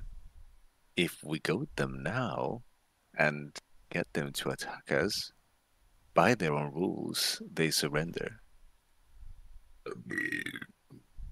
I get what you're saying, Do I hear this?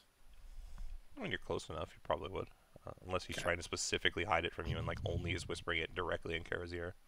It's I mean, It's I'm more amongst like the talking group. to a group, yeah. Figured you were just not sure. I mean, I guess that could work, but I kind of feel that's rather dishonorable. Agreed. I'm As she simply says offering. this, I would like to just look at. So is this like the chieftain? He's on the other side of a barricade, though. Okay, I'm just gonna look at him and just be like, "Big dude right here was saying that your person fucking deserved it to get hit in the face." I just want to be honest with you and let you know that right now. He would just simply be glaring at you from the other side of the gate. Don't mind him. He's been deeply scarred and traumatized in ways you couldn't even imagine. I am currently minding all of you as you are at my front door. Single step Correct. closer, and we will see if minding turns into something else. For now, unless you come closer, we are at least at even terms. So I suppose this can only be solved by Ruslan clan, as you put it. No, of course not. There are other solutions. Let's say, terms of surrender, as it were. How about we call it as simple as, bring me the cloak of the leader of the clan Wormdoom, the one Ogolai. That would be enough. It would be certain sign of her surrender. So you're not looking for amicable, you're looking for superiority. I do not know why we would be amicable when they were the ones who have wronged us so many years ago. Well, from what we've heard of their side of the story, you wronged them. He simply just shakes his head. I have heard their lies many times. I was there. I know what happened. I saw it with my own eyes. So were they, so why should we believe you over them? Why should you believe anyone? You are uninvolved. And again, leave. Well, we're here because we also want your help. And if we can solve this problem, that can help us as well. Our help with what? Fighting a god. Well, that when you put it like that, it sounds That appealing. sounds like a challenge. That sounds fun. But we cannot spare the time as long as those Wormdooms are on the face of this planet. Well, it's going to be quite the fight. And we're looking for warriors of high caliber. And as you've said, they were strong enough to climb the mountain and take one of yours. We're not to speak against your prowess. You've tamed griffins, and Kara will gesture to the sky. That's no small feat. We'd like you both to work with us. You could even make it a competition to see which one of you can score more kills. Perhaps then you would prove that you're truly superior. At the very least, we did travel quite a ways to get here. If we could at least maybe camp here overnight and leave in the morning. He will slowly nod, even though he's kind of in thought, which the Goliaths behind him kind of look confused about at first. but they all start to move forward, and like they kind of position themselves on other ends of the gate, just as kind of guards. And then one walks up to the door in the middle, preparing to open it for you. And at that point, the chieftain he stops him from opening it, and he says to you, "I will not agree to fight side by side with any of the Wormdoom until our feud is settled. It is not good for my people to constantly be worrying while trying to achieve victory.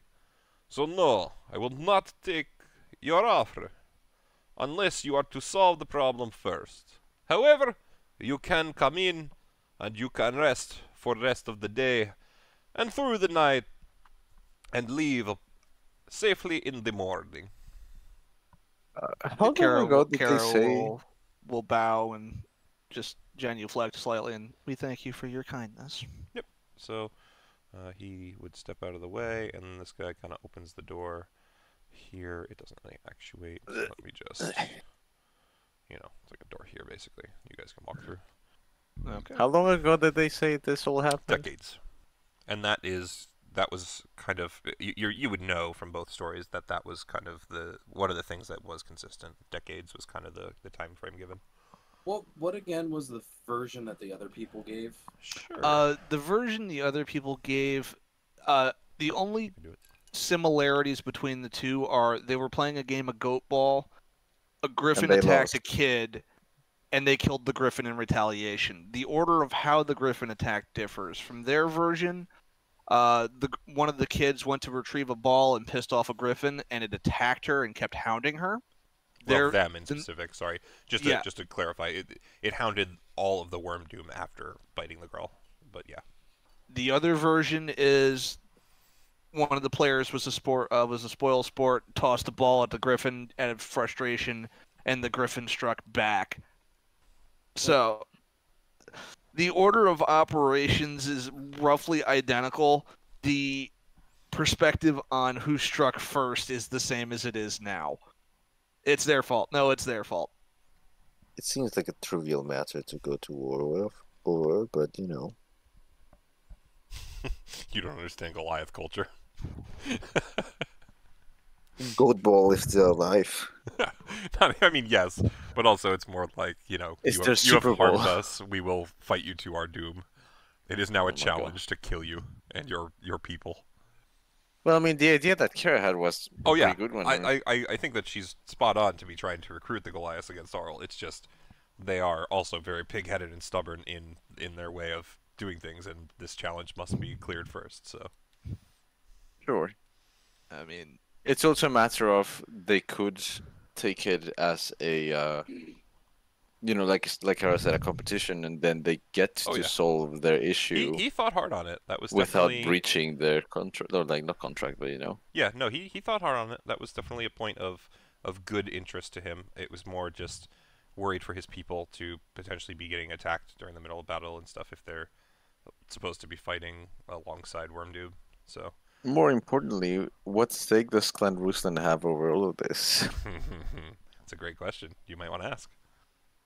I mean, wanted to get inside the camp first. And, you guys are being let in at this point. So, if everyone wants to file in, I will note Pluzek's with you, but I don't really want to move his token at the moment. Yeah, that's fine. I'll pop him on if I have something I want him to do. Just.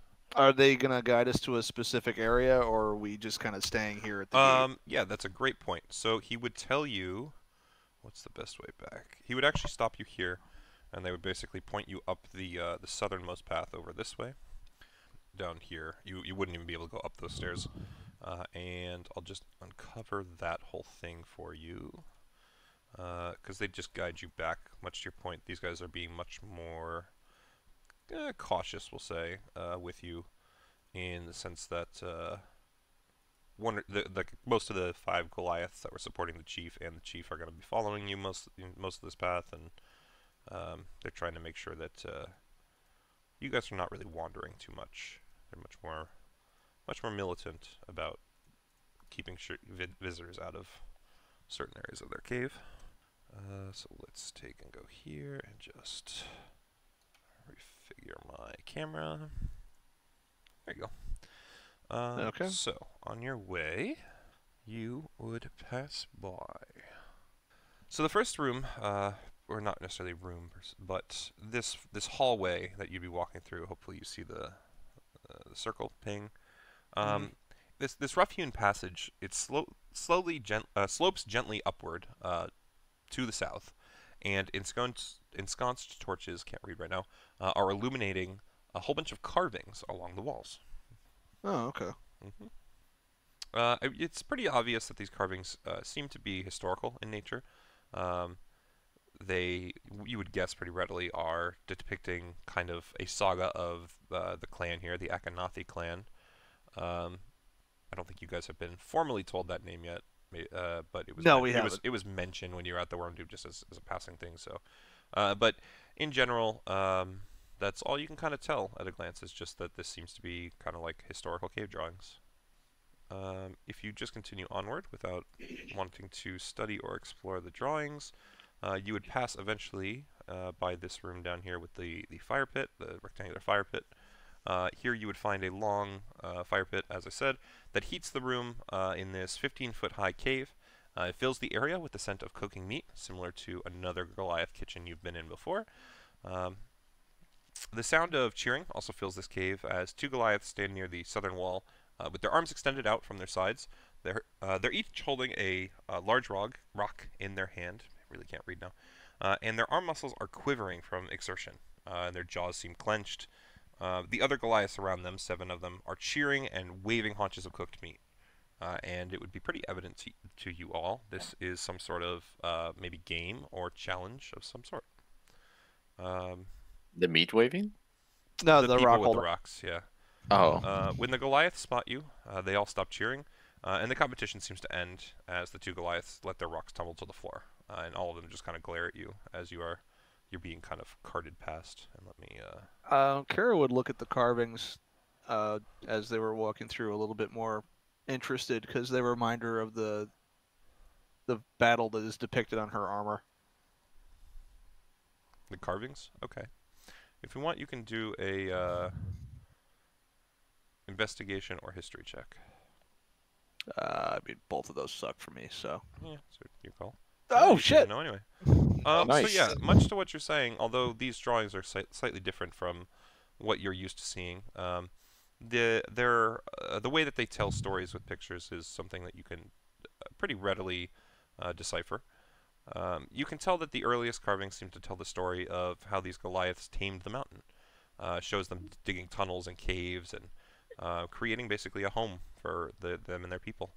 Then it moves on to how they tamed the griffins, kind of scouring through the mountaintops and the treacherous nature of these craggy cliffs to basically start domesticating the birds, turning these ravenous monsters into what are essentially stalwart hunting companions, it seems in the pictures.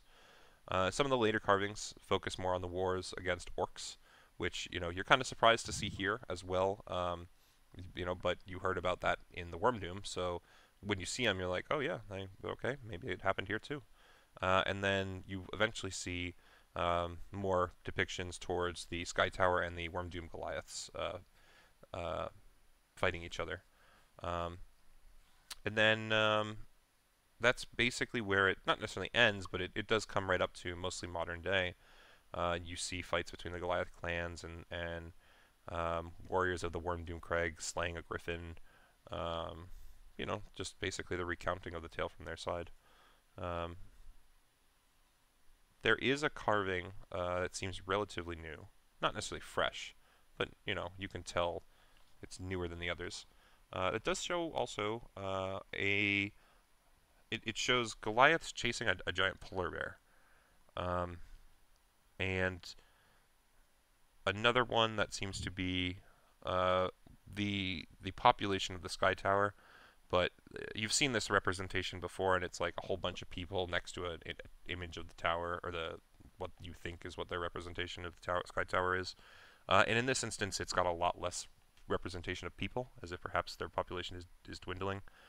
And there is what seems to be some sort of a depiction of just a large snowflake kind of bearing down on these people.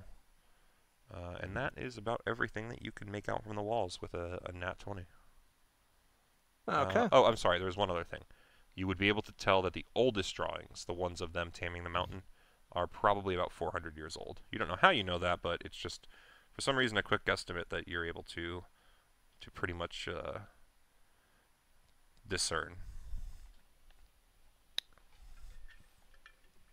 Kara would be like, "Oh, these are about 400 years old," and just stop. Why do I know these are about 400 years old? I don't know, but keep moving. Oh, right. Sorry. Very nice paintings. Not a sad scene Thank tour. you. I painted one of them myself. Continues. Just continues to hound you. But yeah, so you all would have seen those guys doing the rock thing. No, everybody just kind of stares at you as you pass. They're all very evidently curious about, you know, who you are and why you're coming through here. But they see their chief, so they know things are at least semi-legit. When we get inside, Kara would look to the chieftain and go, "Is there anywhere you wish for us to remain?" You can stay in this kitchen area and the sleeping area over. We will leave some guards to make sure that the treasury is not touched. Not that we particularly care about it, but it is the only thing we can use when we go to the 10 towns to trade with them.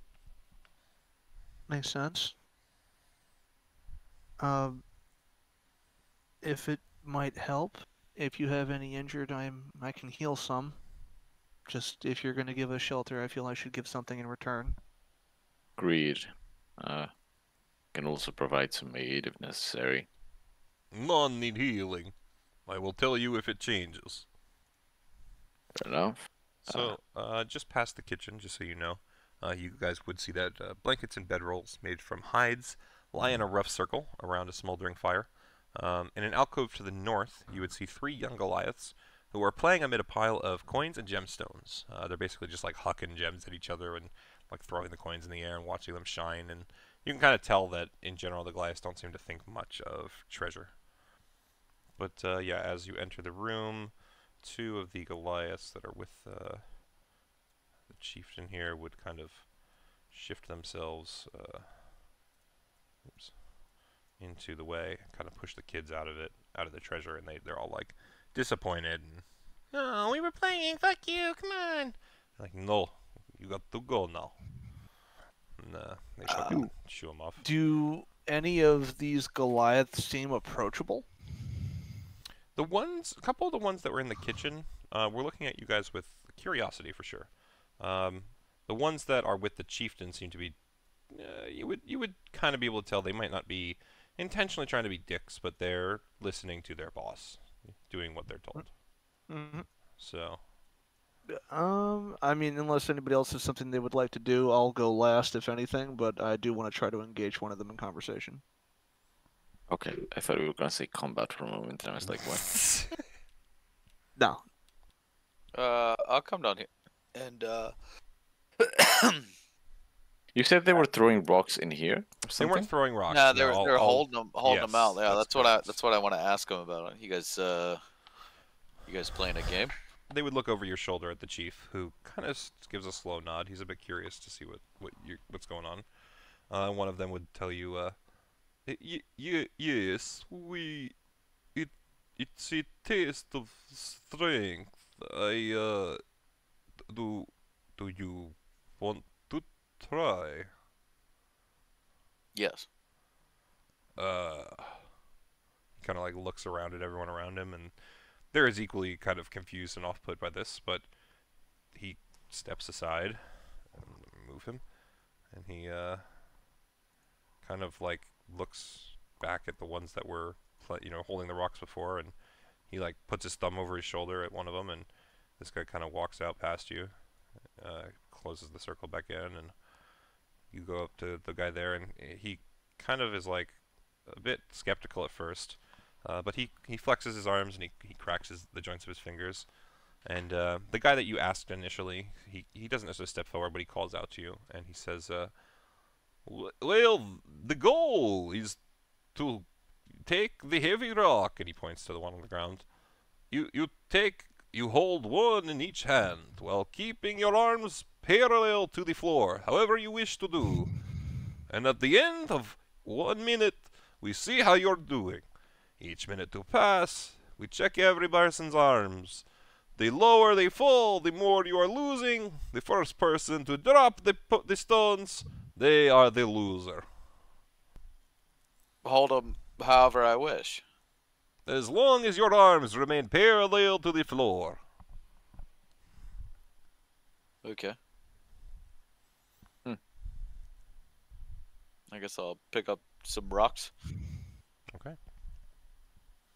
So, if you pick up some rocks, the one across from you will do the same, and he holds his arms kind of out straight from his chest, with the rocks just straight, in front of his pectorals.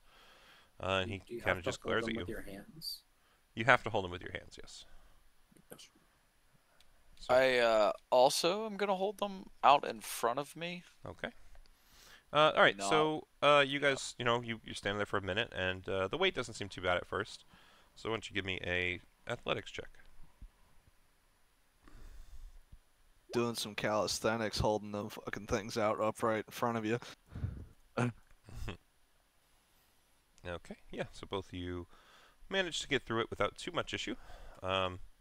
Another minute passes. Your arms are feeling heavier. Let's do another check. Same check, by the way. Oh, no. Ooh. So with a crit fail, at this minute's mark, these stones actually are a lot heavier than they looked at first. And you find that although you normally feel like you wouldn't have to give up this early, due to the travel and just being kind of exhausted from the fight and all the things that happened the night before. Question. Question. What's up? Can I re-roll that with my sword? What does it say?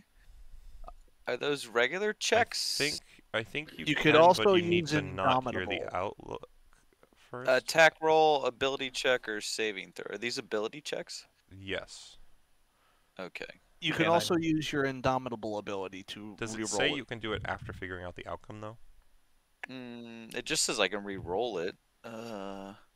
Yeah, I know. That kind of. Let me take a look quick. I mean, even in that case, though, he would have. Just says if I dislike it.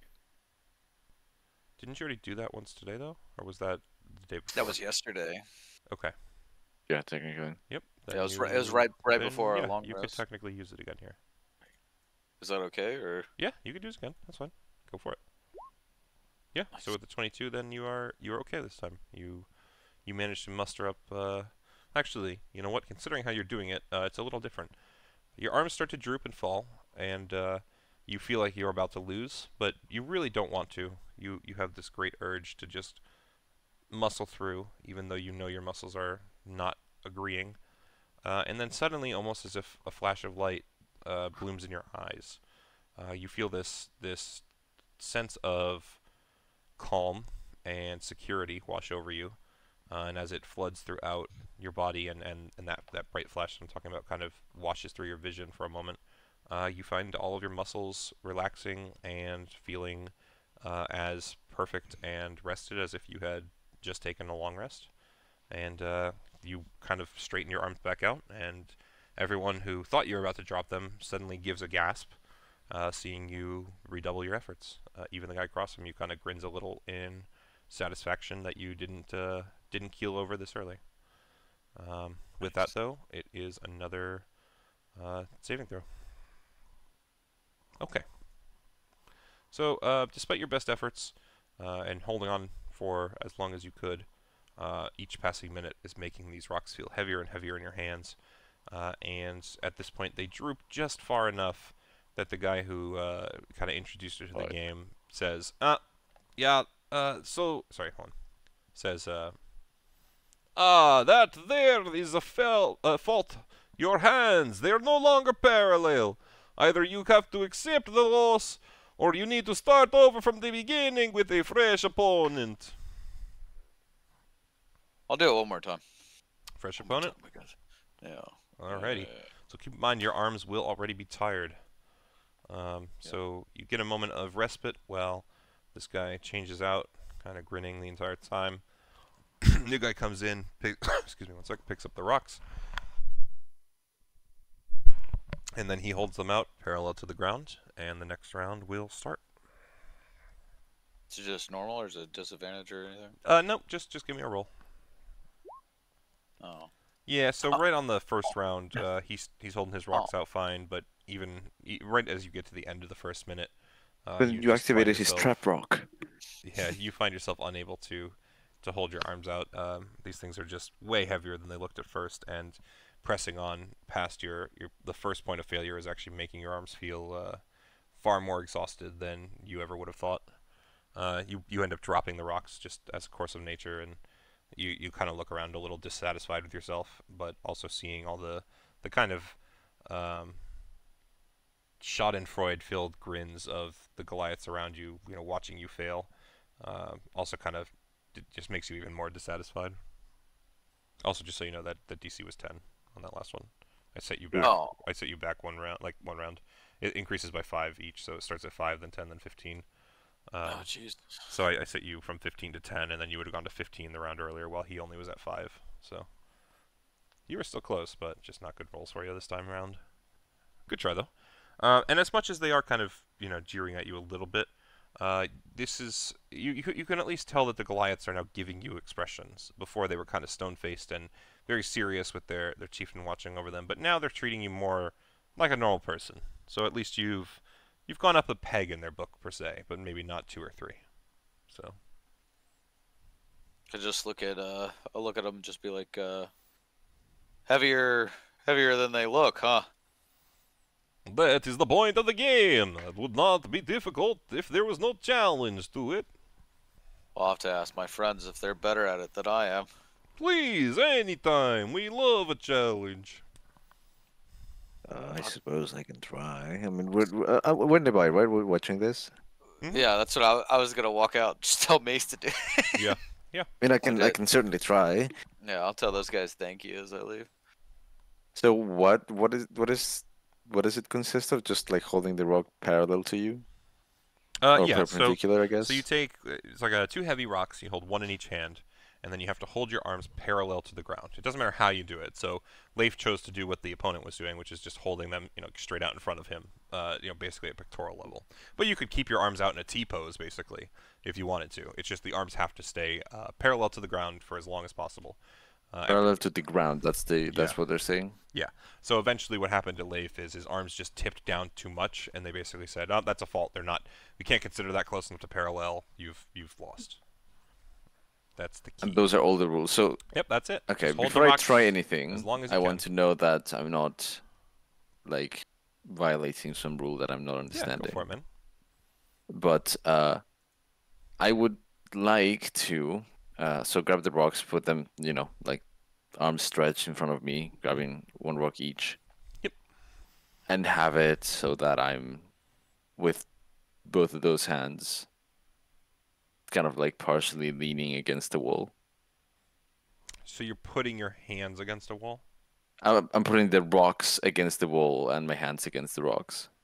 Yeah, so as you go to do that, you would just hear snickers of the Goliaths as they watch you, and the one that's kind of been explaining the rules is just like, well, I guess if you want to be a pussy about it, then go right ahead and cheat. I mean, none of us are going to respect you. Fine. I mean, I don't know what the point of even trying to compete is if you don't want to actually compete for real. I was trying to test the rules is all. It but, is totally you are not right. against the rules. You can do it. Just, it's pathetic. I don't know why you would want to. Make a fair point. You're the one who wanted to do it. What do you mean it is a fair point? What a strange man you are. Okay. I'm still gonna try it. Okay, so I mean, I'm gonna try legit. As soon as you put your arms out parallel, the opponent would do the same, and they would start counting you guys down. So go ahead and give me an athletics check. Athletics. There it is. Yep. So first round, you have no issues. You do see what Mace means, or not Mace. What Leif means about the rocks kind of seeming a bit heavier than they initially look. But for the most part, you think, doesn't seem too hard. I think I can keep this up. So why don't you give me another athletics roll? Sure. Nice. Yep, fantastic. Second round is no issue. Okay, so yep, no issue, but your opponent looks equally as steady as you. But the fact that you are holding your own this far, they're definitely kind of starting to look on with a bit of appeasement, you know, like, even though you tried to cheat a little earlier, they're like, oh, okay, he's doing pretty good when he does it legit. That's good, that's good. So go ahead and do another roll. Okay, please. Okay, so as you're holding towards the end of the third minute, you find your arms are most certainly starting to droop more than you'd say you'd like. And the Goliath that kind of introduced you to the game, you're across from this guy, he kind of moves in and starts looking real close at your arms, and you're holding out, you hit the 3-minute mark, and then you get like 30 seconds past that, and he goes, nope, drooped too far, right there, we got him. Great try, though. Okay. Well, it was worth a shot. I would say so. You did very well for someone who has never played this game before, except for the whole cheating thing at the beginning. And, you know, they all give you like a golf clap. You know, they're respectful. Mm-hmm. Can you bend your arms? We'll just like permanently bend them. Yes. No. This is every time that the your D&D arms, every time your how arms start beat to the droop, rock you game. just like rotate your shoulders. It's like your arms turn around all the way, right? So you bend back the other direction. Just rotate his arms. Like you're saying they have to be parallel. Can they be parallel but like Waist high? fold? Like no, like folded towards you like this. Mm-hmm. Yeah, it doesn't change anything about how the game is played. It's just kind of a personal preference sort of thing, what you think your character would do. Yeah, Oh, I mean, not I think full, realistically, yeah, I think Mace would do it legit. You know, like the classic way, I guess. Yeah, he was just curious to see what they would do. I think it was fun. Yeah. And that's why all they did is they called you out for it, but you know, it was not an issue to them. Yeah. So. Yeah, I should have blessed myself, but you know. That's what it is. Anyone else want to give it a try? I'm good. Okay. Kara's already disrobed. She's in her nightgown, ready to go to bed. Just nightgown? I don't know. I'm just. Yeah. I didn't say that. That Rick said that. I just said I took off the armor. She full on has a nightgown. Isn't it still like but the morning? it's strange. You all have watched multiple times as she's changed into it, and for some reason, none of you have memories of how it gets on. It's just you literally remember staring at her, armor comes off, nightgown is on. You're like, what the fuck? The fuck, man? That's the part we wanted. Nah, more like a reveal. She's still got pants on. No, it's literally a Sailor Moon fucking transformation sequence. It's just oh my God. bright lights. You can't see anything. Oh my eyes! Goddamn why? Her big secret is she never takes off the nightgown. Part of the armor. The reek of fish just starts expanding throughout the room. Everyone looks at Leif. He's like, "Hey, it wasn't me for once." It wasn't me, but damn, it smells good. But if anyone can locate it for me, it's me. I start sniffing the air. Sniffing the air, just like. All right. So how about this?